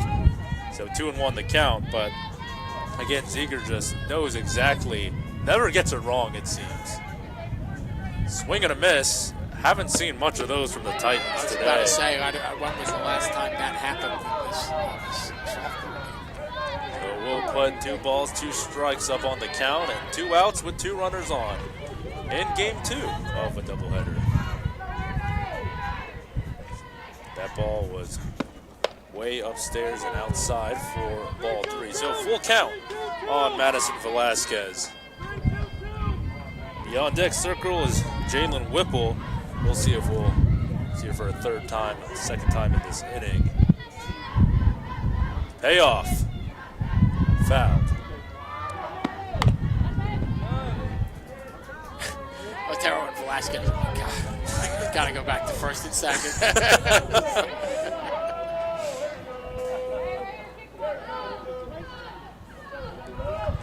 So we'll do the payoff pitch again. 2 outs, 2 runners on.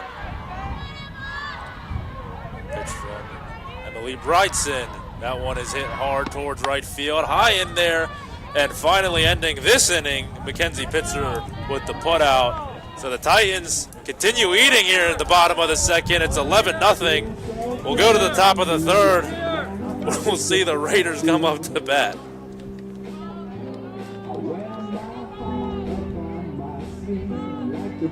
Hey, let's go!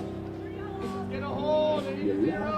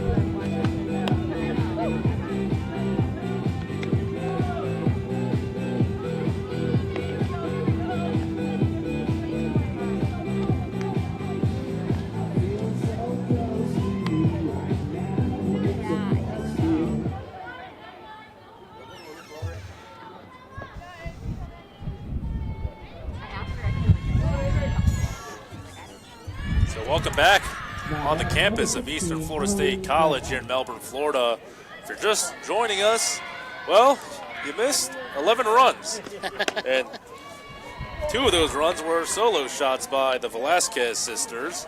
And it will bring up the player who was in the circle in the previous inning, Emily Brightson, up to bat for the first time in this doubleheader. I do not see any statistics for Emily Brightson as far as hitting goes.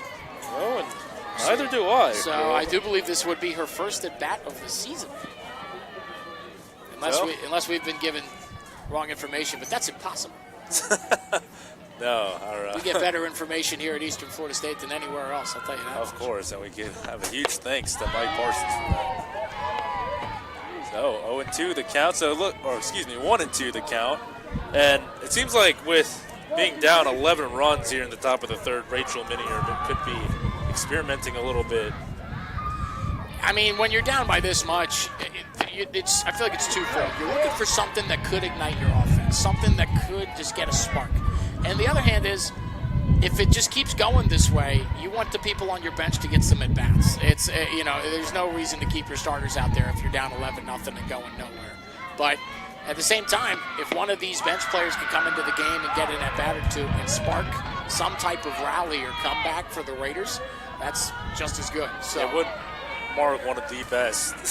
Would be an amazing comeback. I don't even think just in the junior college level, in all the sports, if you can come back from 11 runs down.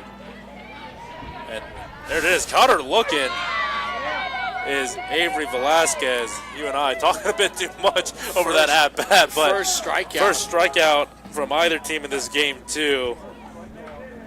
And, again, I mean, not a lot to say right now. And we're starting to lose track of our own words here, Will. But it will bring up the next batter up to the plate. Top of the order again, Emma Bastian. Well, things started, Emma Bastian's first at bat, laced a single the other way. Really nice piece of hitting, and ended up having nobody out with runners on first and second. Things look good for the Raiders, and I'll be honest, things have not looked much good since. And with one out here, she's just going to have to try and get something, anything going here for the Raiders. The 0-2 is outside, ball one. And one thing, I mean, when they had the doubleheader earlier in this season, back in Sanford where Seminole State was hosting, the second game of that doubleheader was also quite a bit of a blowout. Yeah, 20-0 was the final score of that one. And it's a little bit kind of like what we've had going on today. Now, it was a 7-6 finish. Titans got a win in game one of that doubleheader earlier this season. In this one, not quite as close of a finish. 9-4 was the score of game one. But honestly, it wasn't until the last couple innings. It just blew up in the inning. And I was about to say. And that one is going to be fouled. But the Titans didn't really pull away. It was a one-run game in the sixth inning before they put up that 4 spot to really pull away and close the door. So it was a lot closer than the scoreboard would have you think if you didn't watch the game. This one, however, has not been close since the bottom of the first inning. We are only at the top of the phone. The 2-2 pitch is outside, just outside for Emma Bastian. So she works the count to full on Avery Velasquez, who once again had the homer in the bottom of the second. Same with her sister over there at first base. That one is hit hard.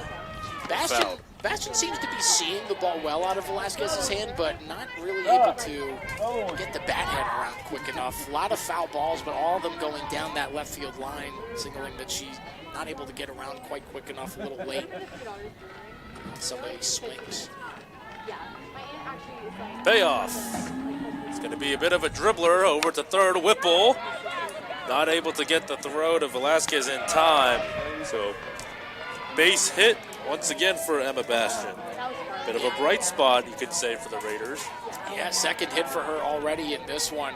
She did have 1 hit in 4 at-bats as well as an RBI ground out in game 1. So to make an argument, she's been the most effective Raider through this doubleheader to this point. Yeah, there's a reason she is the leadoff hitter, you could say, for the Raiders. I mean, she came into this doubleheader already batting .420 with 17 RBIs and 3 homers. Yeah, I mean, she's one of their more well-rounded players, I'd say. So having herself a much better game than we've seen from either of the Nieve sisters to this point. So next up to bat is Skylar Cloud, who did start this game in the circle for the Raiders. And if you're just joining us, well, it didn't end very well for her, it's safe to say, and in the most respectful way possible. But she is up to bat next, and a runner on for the Raiders with just 1 out here in the top of the third. Trying to get something going for the school from Sanford, Florida. That one is hit hard towards center field. That's high and up there. But Jimenez is able to settle under it for out number 2. And see just a bit of frustration now for the Raiders. Yeah, you could tell, I think, that Skylar Cloud is unhappy with the fact that she just kind of missed that one. Velasquez hung her a pitch to hit. She barreled it, just not able to get it as far as she would have liked. Nice play out there by Aracelis Jimenez. And all of a sudden, there's 2 gone. So there's Juliana Nieves, lays down the bunt and shows it, but will take for strike 1. I understand you're down by 11 runs. I've never understood why you would have your 3-hitter bunt with 2 outs and a runner in scoring position. That's just, it's asinine to me. You got, like, she's got 13 homers and is hitting 410, and you're going to have her square around a bunt with 1 out and a runner on. It's just, in fact, she has the most homers out of either of these 2 teams. She has 13 total. It's enough. I know you're down by 11, and it goes from an 11-run lead to a 9-run lead, but a 2-run homer isn't exactly a bad thing right now for the Raiders if they're able to get that. But I'd want her to swing the bat. She's your best hitter. You need something to spark your offense early on. You still got a lot of time left in this game if you can sneak your way back into it, and you got to start that now. And that's not, you're not going to do that by dropping down bunts. 1-2 the count. Nieves will foul that one. Her sister, Michaela Nieves, is in the on-deck circle. So if Juliana Nieves can reach base, we will see Michaela come up to bat.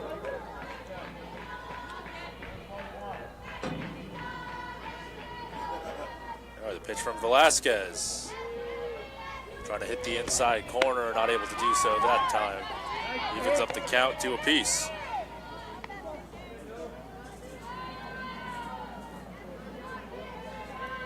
Runner on first is Emma Bastian. Pitch on its way and foul. Yeah, she brought her hands in on that one, trying to get a pitch to drive there, and just way out in front of it. Not able to keep it fair down that left field line. Count remains at 2 apiece. Juliana Nieves, one of the best hitters on this Raiders team. Trying to get something going for them. She'll take the next pitch, works the count to full. She's been a really solid at bat. She's worked her way back into it. She's fought in there. These are the type of at bats you need when you're down by this much of a deficit. You got to just good at bats, get base runners. Runner takes off. Doesn't matter. It is ball 4. Juliana Nieves will reach base as she draws the walk, and will bring her sister Michaela up to the plate for the 2nd time today. Yeah, she grounded out the shortstop in her first at bat. Did have an RBI single in game 1 of this doubleheader. Other than that, she was hit by a pitch. The way you said that was I didn't mean it like that. That one grounded to second and able to record the final out. Velasquez and the Titans able to get out of it. It is still 11-0 as we head to the bottom of the 3rd.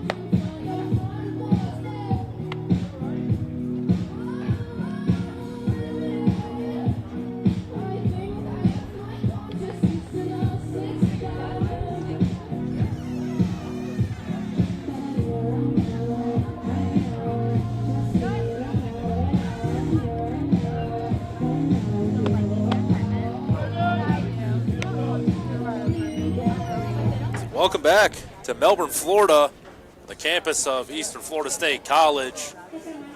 11-0 Titans lead it at the bottom of the 3rd. A lot has happened coming in to this bottom of the 3rd inning, and we will see Jalen Whipple bat for the 3rd time in this game. And yes, I do mean the 3rd time in 3 innings if you're just joining us. Yeah, she had an RBI double in her first at bat, and then reached on an error and came around to score in her last at bat. So she's reached on an error in each of these games in this doubleheader. Ended up coming around to score on both of them. Foul's the first pitch. Emily Bryson is still in the circle for the Raiders. And you and I talked about it, Will, at the break. Well, there's not much that you can do to change the way the game has gone. The past is the past. 11 runs have been given up, and you just need to progress this game as is. Yeah, I mean, and, you know, it's easy to think about it on a grand scale of like, well, I need to get back into this as soon as possible. And even though you do, you can't think about it like that because things like that don't lead to the results that you want. What you need to do is take it an at-bat at a time. Get the guy in the batter's box when you're on defense, and you need to work your counts and get base runners. A walk's as good as a hit. A hit by pitch is as good as a walk or a hit. However you can get on base, it's good when you're down 11-0. You need base runners. You need to slowly but surely claw your way back into this game. But on the mound, it feels demoralizing because you're like, it's 11-0. All you can do is just keep it. The best you can do is keep it to 11-0 right now. And I know that doesn't, you know, all that guarantees you is, you know, you're still down by 11 runs at the end of the inning. I know it doesn't sound great, but if you're looking to build a comeback of this magnitude, that's the way you got to approach it. So to the count on Whipple. Swings on that one and fouls it. There's action going on, it looks like, in the Raiders bullpen. From what I can see from my angle here in the booth as Faith Stoyle is warming up. Yeah, it looks like it. So 0-2 the count. Still on Whipple. Fouled a few pitches off of Emily Bryson. That one is going to be ruled fouled. Hit off of the glove of the third baseman, Emma Bastian. I actually think Bastian may have been the reason that was a foul ball. I think if she made contact with it prior to the bag and it went out of play and foul, I think if she had not touched it, it may have been fair and gone past the bag, in which case Whipple may be either on second or third.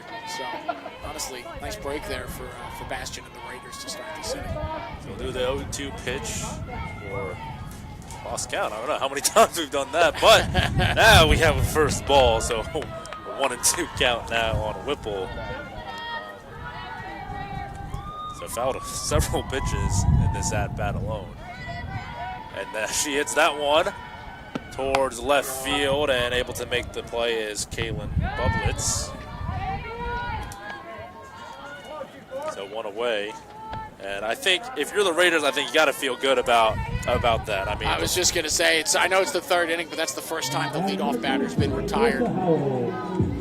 Getting an early out, especially when you know the way things have gone in this game, you got to take your small victories where you can find them. And here's Carissa Howell for the third time today. Takes pitch outside for ball one. Yes, fly out to right in her first at bat, and then singled and came around to score. And actually, her single was on her and Whipple were the ones that went with the first two hitters that Lee Bridison faced, and she took two liners right off of her shin in back-to-back at bats. And she hits that one hard to left field. It's going to hit the wall. It's making her way to second for a stand-up double for Carissa Howell. Got her hands around quick. It just pulled it, yanked it down that left field line. Really hard hit it over the head of Bublitz. I wanted to make sure I said it right. You're good. But really nice piece of hitting there, and a one-out runner in scoring position. Another another RBI opportunity for the Titans. Right here, Jesse. Pitch comes in for Jessica Merck. She takes. It'll be ball one. Merck 1 for 1. She walked in her first at bat and then had a 2-run double before coming around to score in her last at bat. The Titans really just not letting up at all, are they? Carissa Howell with the stand-up double, and that one is grounded right to Emily Bryson. What a play by the Raiders pitcher to record the second out. Really nice play right there. A little bit of a mommy look what I found, but regardless, heck of a play and a big out there for the second out of the inning. Keeps Howell at second base too, doesn't allow her to advance. So, and sometimes I'd say that's probably the luckiest thing that's happened to the Raiders in either of these games so far. But really nice play there by Lee Bridison. So So Brooklyn Scott up to bat with Carissa Howe, the runner in scoring position, over at second. 2 outs, though, and probably the fastest 2 outs recorded by the Raiders so far in this game, too, of a doubleheader. Scott 1 for 1, had a sac fly for an RBI in her first at bat, and then an RBI single, and came around to score in her last at bat. So she is 1 for 1 with 2 RBIs and a run scored. That pitch is low for ball 2. Nice job by Nieves to keep that in front of her there, not allow Howe to take third. So it may have taken a bit, but it seems like the Raiders defensively settle a bit more into this game here at the bottom of the third. Pitch on its way and fouled. Did that hit? That'll be a strike 1, and that I think it that- might have hit Emma George. I think that ricocheted and hit Emma George in the helmet in the batter's box. It was off of a hop, so she seems okay. She's barely phased. Like, Well, the Titans are never phased. It's crazy. Oh, I guess we can thank the person who invented batting helmets.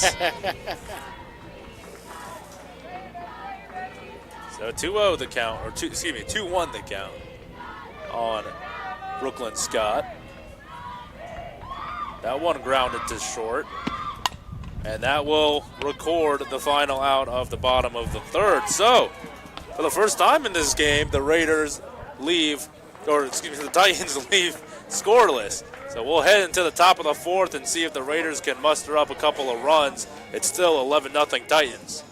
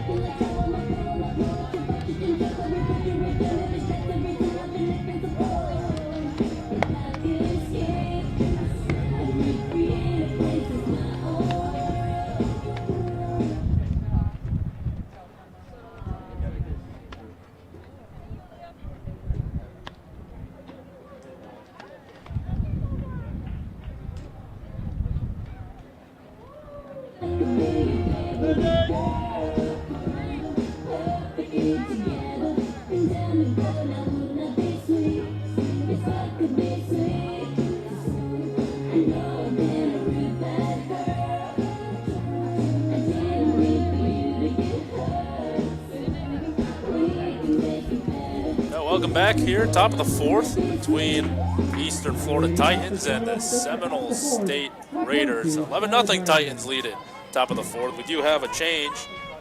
So now behind the plate is going to be Brianna Yoakum in place of Emma George. And up at the plate is going to be Skyla Durand for the Raiders, her second time up to bat. Yeah, she went 0 for 1 in game 1 as a pinch hitter, but comes into the doubleheader hitting .389 with a homer and 12 RBIs. That pitch is upstairs for ball 2. Avery Velasquez is still in the circle for the Titans. It'll be Duran, Jalea Harris, and Mackenzie Pitzer this inning for the Raiders. Next pitch also upstairs, so 3-0 the count.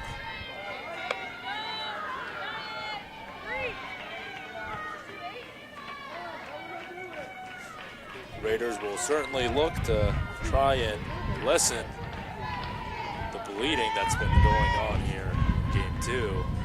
Durant takes for strike 1. Durant did not seem to care for that call. She kind of scoffed before stepping out of the batter's box. You know, and I wouldn't want to mess with her either, so I think we just leave it at that. So, well, that one was right down Bryce. Yeah. So. Right down the middle, called strike 2, full count now. So Avery Velasquez, after going down 3-0, brings it up to full on Skyla Durand, the leadoff hitter in this inning. And she will bop that one right to Velasquez for the first out, one away. Well, I always thought it was kind of silly how it always felt like pitchers were like told that they don't have to field their position. Like if in situations like that, it's like, why would the pitcher not go out and make the play? Obviously, Avery Velasquez, nice job there. But I remember when I played baseball, it was always like, well, if there's a pop-up that's closer to the pitcher and you're playing first base, you better be the one to make the call and make the catch. And it's like, if it's close to him, why didn't he like, he's got a glove. but nice job there by Avery Velasquez. So brings up Jalea Harris, the shortstop for the Raiders, as she fouls the next pitch back.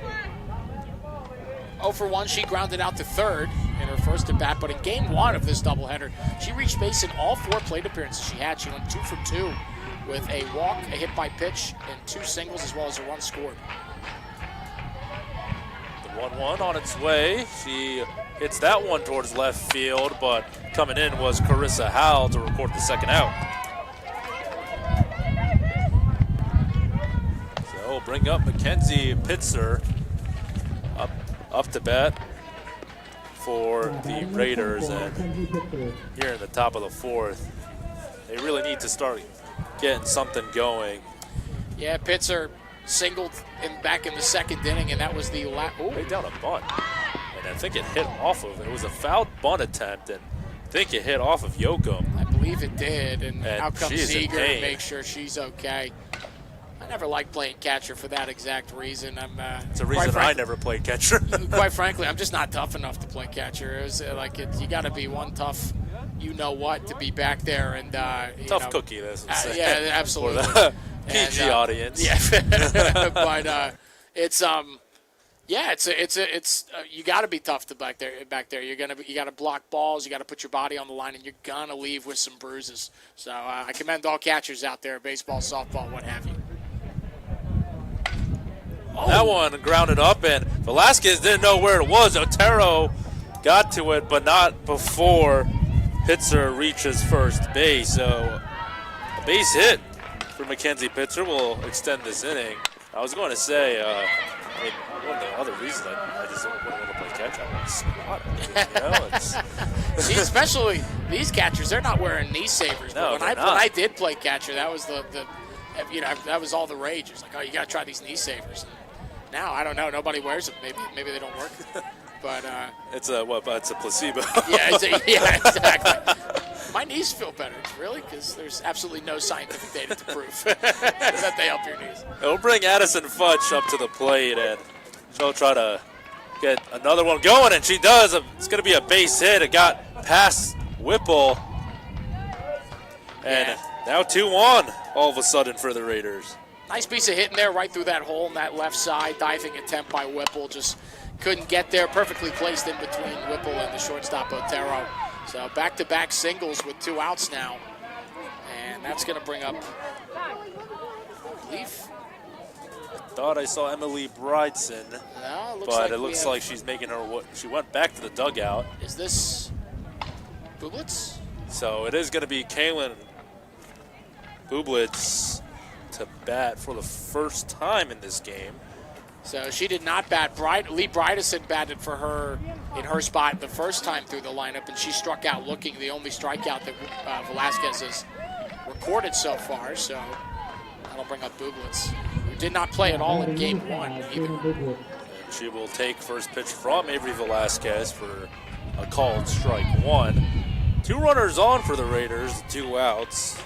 And now we're in their 9-hole hitter, Kaylin Bublitz, who is playing out in left field, and she fouls the next one.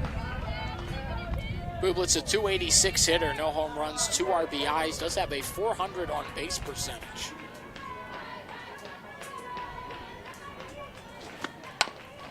And it's a good spot here for the Raiders. I mean, with 2 outs, was able to get the next 2 batters on, and they're going to try to work this way and extend this game even further. Pitch from Velasquez, grounded up. Nice play by Velasquez over to her sister, Madison, to record the final out. And we're going to head to the bottom of the 4th here, where we'll see Brianna Yoakum lead it off for the Titans for the first time today.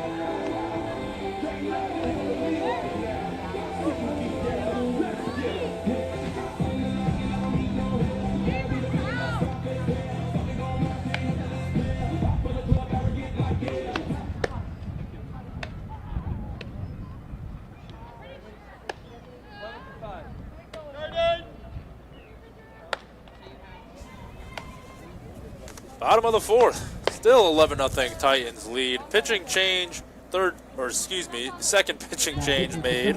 It's going to be Faith Stoyle that comes in, the right-handed pitcher, freshman out of Castleberry, Florida. So yeah, Stoyle comes in 2-0 this year with a 7.45 earned run average in 20 2/3 innings. She's walked 12 and struck out 13. Opposition is hitting .485 against her. So another pitcher who has struggled to this point in the season for the Raiders, coming in to try and stop the bleeding. So Brianna Yoakum up to bat for the first time as your leadoff hitter for the Titans. She'll take that pitch from Stoyle. Yoakum, a 250 hitter. No home runs and 6 RBIs, as well as a 400 on base. First at bat of the doubleheader for her. Swings on that one. Is going to be just fouled over by the right field line. And again, and Brianna Yoakum, who's came in for Emma George, the catcher. Just 250, you may look at it, it looks bad technically on this sizing, but it's really not. I mean, from an average standpoint, it's kind of right around where most hitters want to be. Exactly, yeah, absolutely. And when you're not the everyday catcher, if you got a backup catcher that's hitting 250, you can sign me up. Most backup catchers can't hit their weight, so. That one is low for ball 2. So 2-1 the count on Brianna Yoakum. And then after her, it's back to the top of the order. Araceli Jimenez and Isabel Otero. That one grounded to short and one away.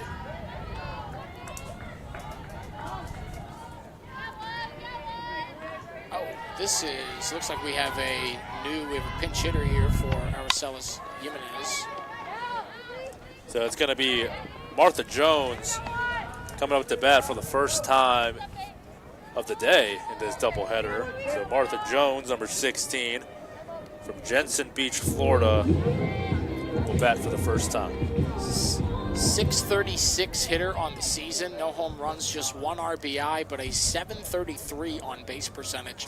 She's only played in 9 games and only had 11 at bats, just a little caveat, but has made the most of that small sample size. I don't think at that point it matters how many at bats you have. If you have a 636 636 average on base, however many at bats you've had, you've been killing it. I mean, that is just, again, this Titans team gets more and more impressive every time you go through. That's a 1460 OPS that she's registering when you add the on-base and slugging percentage together. That's absolutely ridiculous, yeah. So, yeah, I mean, just a handful of appearances, sure, as that pitch is low and away for ball 1.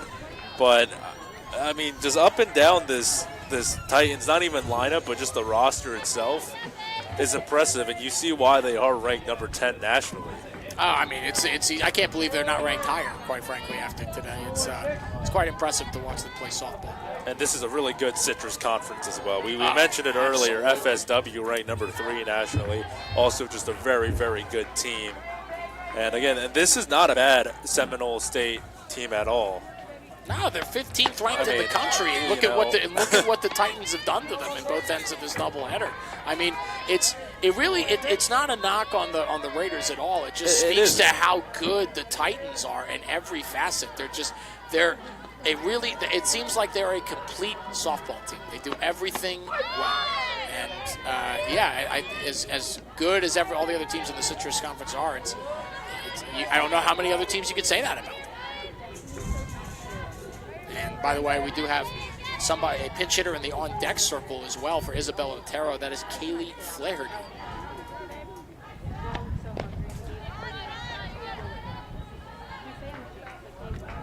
So laying down the bunt and showing it, but pulls away, and that one is fouled. It looks like it hit off of her right ankle there. So we'll stay at 2 apiece with 1 out.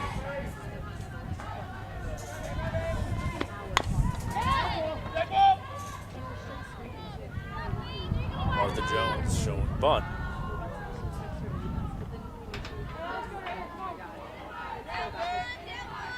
Pitch is outside.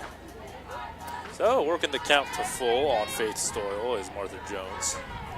Yeah, this is a nice at bat here by Martha Jones, trying to keep squaring around and peeling back at the last second, and there's ball 4. There's ball 4, so we can increase that already impressive 733 on base percentage as Martha Jones draws in the walk. So like what you said, we'll bring up another pinch hitter. It's Kaylee Flaherty coming in for Isabel Otero.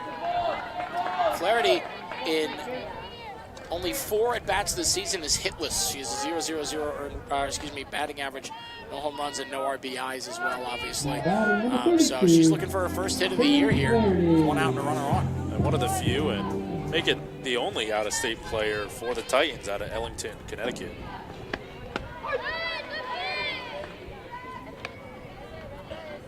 Pitch into the dirt.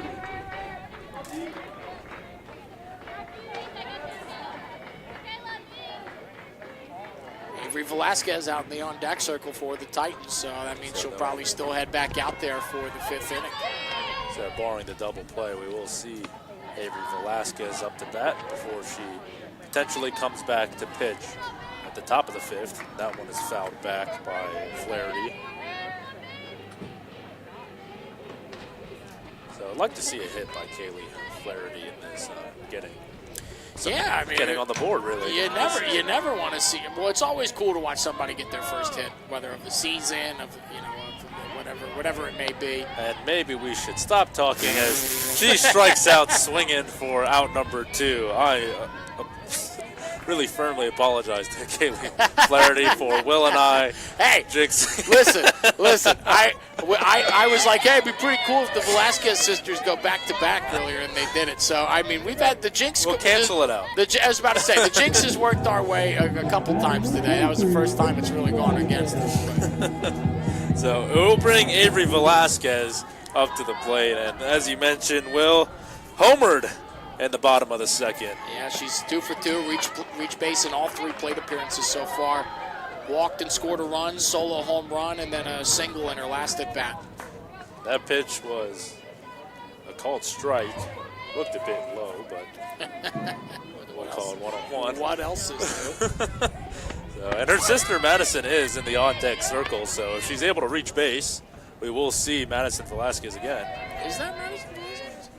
Oh, maybe it's not Madison. I don't believe that it I is. stand corrected. We will have another pinch hitter. I think she might have just been out there. So I think they might have tried to trick you.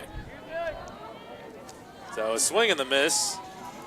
And Avery not happy with that swing. She just offered that there.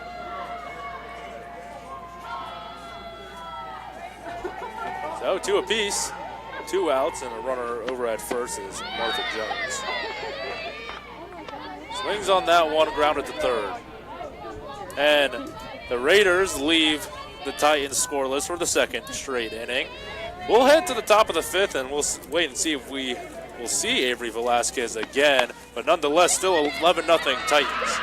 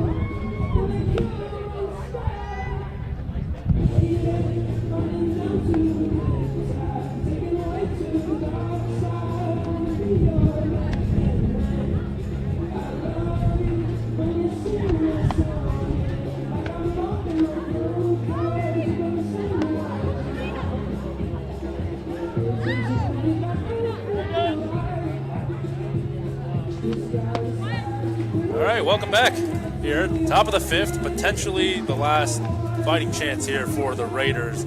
Avery Velasquez is back in the circle for the Titans. It's 11-0 Titans lead, and this could be the final outing here for the Seminole State Raiders. Yeah, well, Emma Bastion's been a bit of a bright spot for the Raiders throughout the entirety of this doubleheader, really. Went 1 for 4 with an RBI in game 1 and 2 for 2 so far in this one with 2 hits. So her and Mackenzie Pitzer are the only two that are 2 for 2 throughout their first 2 at-bats of this game against Avery Velasquez. So 0-1 the count after she takes first pitch. That one is going to be a fair ball, grounded to third, and able to record out number 1. So the Raiders down to their final 2 outs. Man, that is a nice play right there by Jalen Whipple. You can tell some of her teammates fired up about that one.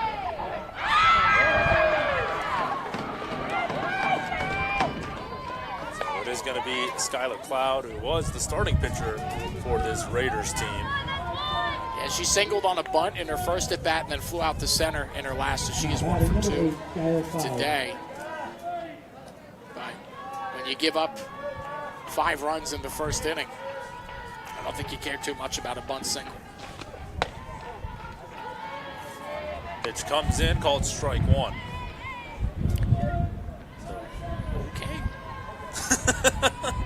I mean, if you say so. I call it as I see the umpire. No, hey, right? you made the right call. It's about whether or not the umpire does. That one also grounded to third. Whipple to Velasquez. Out number 2 recorded, and it will bring up the potential final batter for the Raiders in this doubleheader, Juliana Nieves, the first baseman.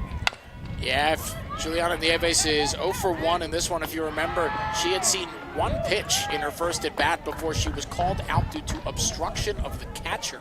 So she is 0 for 1 there and then drew a walk in her last at-bat. Pitch comes, called strike 1.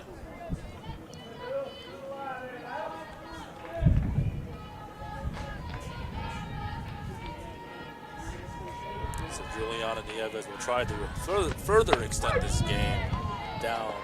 Her Raiders down 11 runs after the game really blew up when it started. Yeah, I mean, right out of the gate, the Titans came out swinging. It was single, walk, bases clearing double, RBI double, sacrifice fly, walk, sac fly, walk, fly out to end the inning. That was the first inning of the game, folks. And then second inning started off with back-to-back home runs by Avery and Madison Velasquez. They just, sometimes in baseball or softball, when it rains, it pours. And I think that was an example of it right there for the Raiders. But when things are going good, they're going great. I think that's an example of that side of it for the Titans. So potentially here down to her final strike. That one popped up to second, and making the play is going to be Jessica Merck to end this ball game. It ends in 5. Titans win it 11-0 and have a full season sweep of the Seminole State Raiders, Will. And this one, like the other doubleheader in Game 2, was not close. Yeah, I mean, the game, it was 20 to a little bit more in that first doubleheader. The first time these two teams met, it was 20-0 in Game 2. But 11-0 is still pretty darn impressive, if you ask me. And just an absolute hit barrage. It was an early assault by the Titans, and they didn't let up. And they get out of here with an 11-0 shutout mercy rule victory. It doesn't get much better than that. Sweeping out both ends of a doubleheader. And one thing that we haven't really mentioned throughout this doubleheader was that the Raiders were missing. And again, for majority of the season, Shaylin Bird, who has been one of their better pitchers this year, had 2 starts, to begin this season with a 2.55 ERA. And I think they're kind of missing her. You can see it in this game. I mean, the pitching was kind of a bit all over the place, it's safe to say, really, in that game too.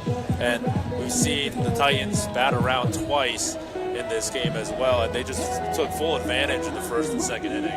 Yeah, I mean, it was just, like we said, it was just an early onslaught in those first 2 innings. They batted around in both the first and second inning of this game, jumped out to that 11-0 lead, and then never looked back. And couple times where the Raiders looked like they might threaten to score, but every time, whether it was Avery Velasquez or some great defense behind her, nothing really was able to kind of manifest itself for the Raiders. So, but a great performance, really impressive performance in both ends of this doubleheader by the Titans here today, June. So, well, I mean, you always ask me this every time I'm gone with you, who's the player of the game and all this, but who's the player of just this doubleheader in general? I think I know who you're going to say. I mean, I think it's got to be Madison Velasquez. I mean, I brought it up multiple times, but in game one, she went 2 for 4 with an RBI single, a 2-run single rather, and a double and a run scored. But in this game, she went 2 for 3 with a 3-run bases clearing double in her first at bat, scored on that, and then went back to back with her sister in the second inning with a solo bomb. So she finishes 2 for 3 with a double, a home run, a run scored, and 4 RBIs. I think she's got to be the player of the doubleheader. You know, and I think I have to agree with you on this one. I won't switch it up because I think it's, but you know, actually, I will switch it up. Yeah, I was about to say, you're so boring. I'll switch it up. We'll give it to her sister because she did. Good call. Yeah, she did pitch a shutout today, going through 5 innings, and also kind of kick-started it off in the bottom of the second for another onslaught of 6-run inning for them with that solo shot followed up by her sister. But nonetheless, that does improve the Titans to 30 wins and 8 losses and 16-6 in the Citrus Conference. They'll have their next series against Hillsborough Community College, where they'll travel there on Thursday, April 2nd. First game, first pitch will be 3 p.m. before they will play game 2 of that doubleheader out in Hillsborough at 5 p.m. But that will do it from us here at the Titans Softball Complex. Special thanks goes out to Eastern Florida State Sports Information Director Mike Parsons, Athletic Director Jeff Carr, and the entire staff here at EFSC for their hard work and making these kind of broadcasts possible. And we'd also like to thank the Dan Patrick School of Sportscasting for allowing us to call games like these. And for my partner, Will Barbera, I'm June Yoon. Thanks for spending part of your Tuesday afternoon with us here, and so long from Melbourne, Florida.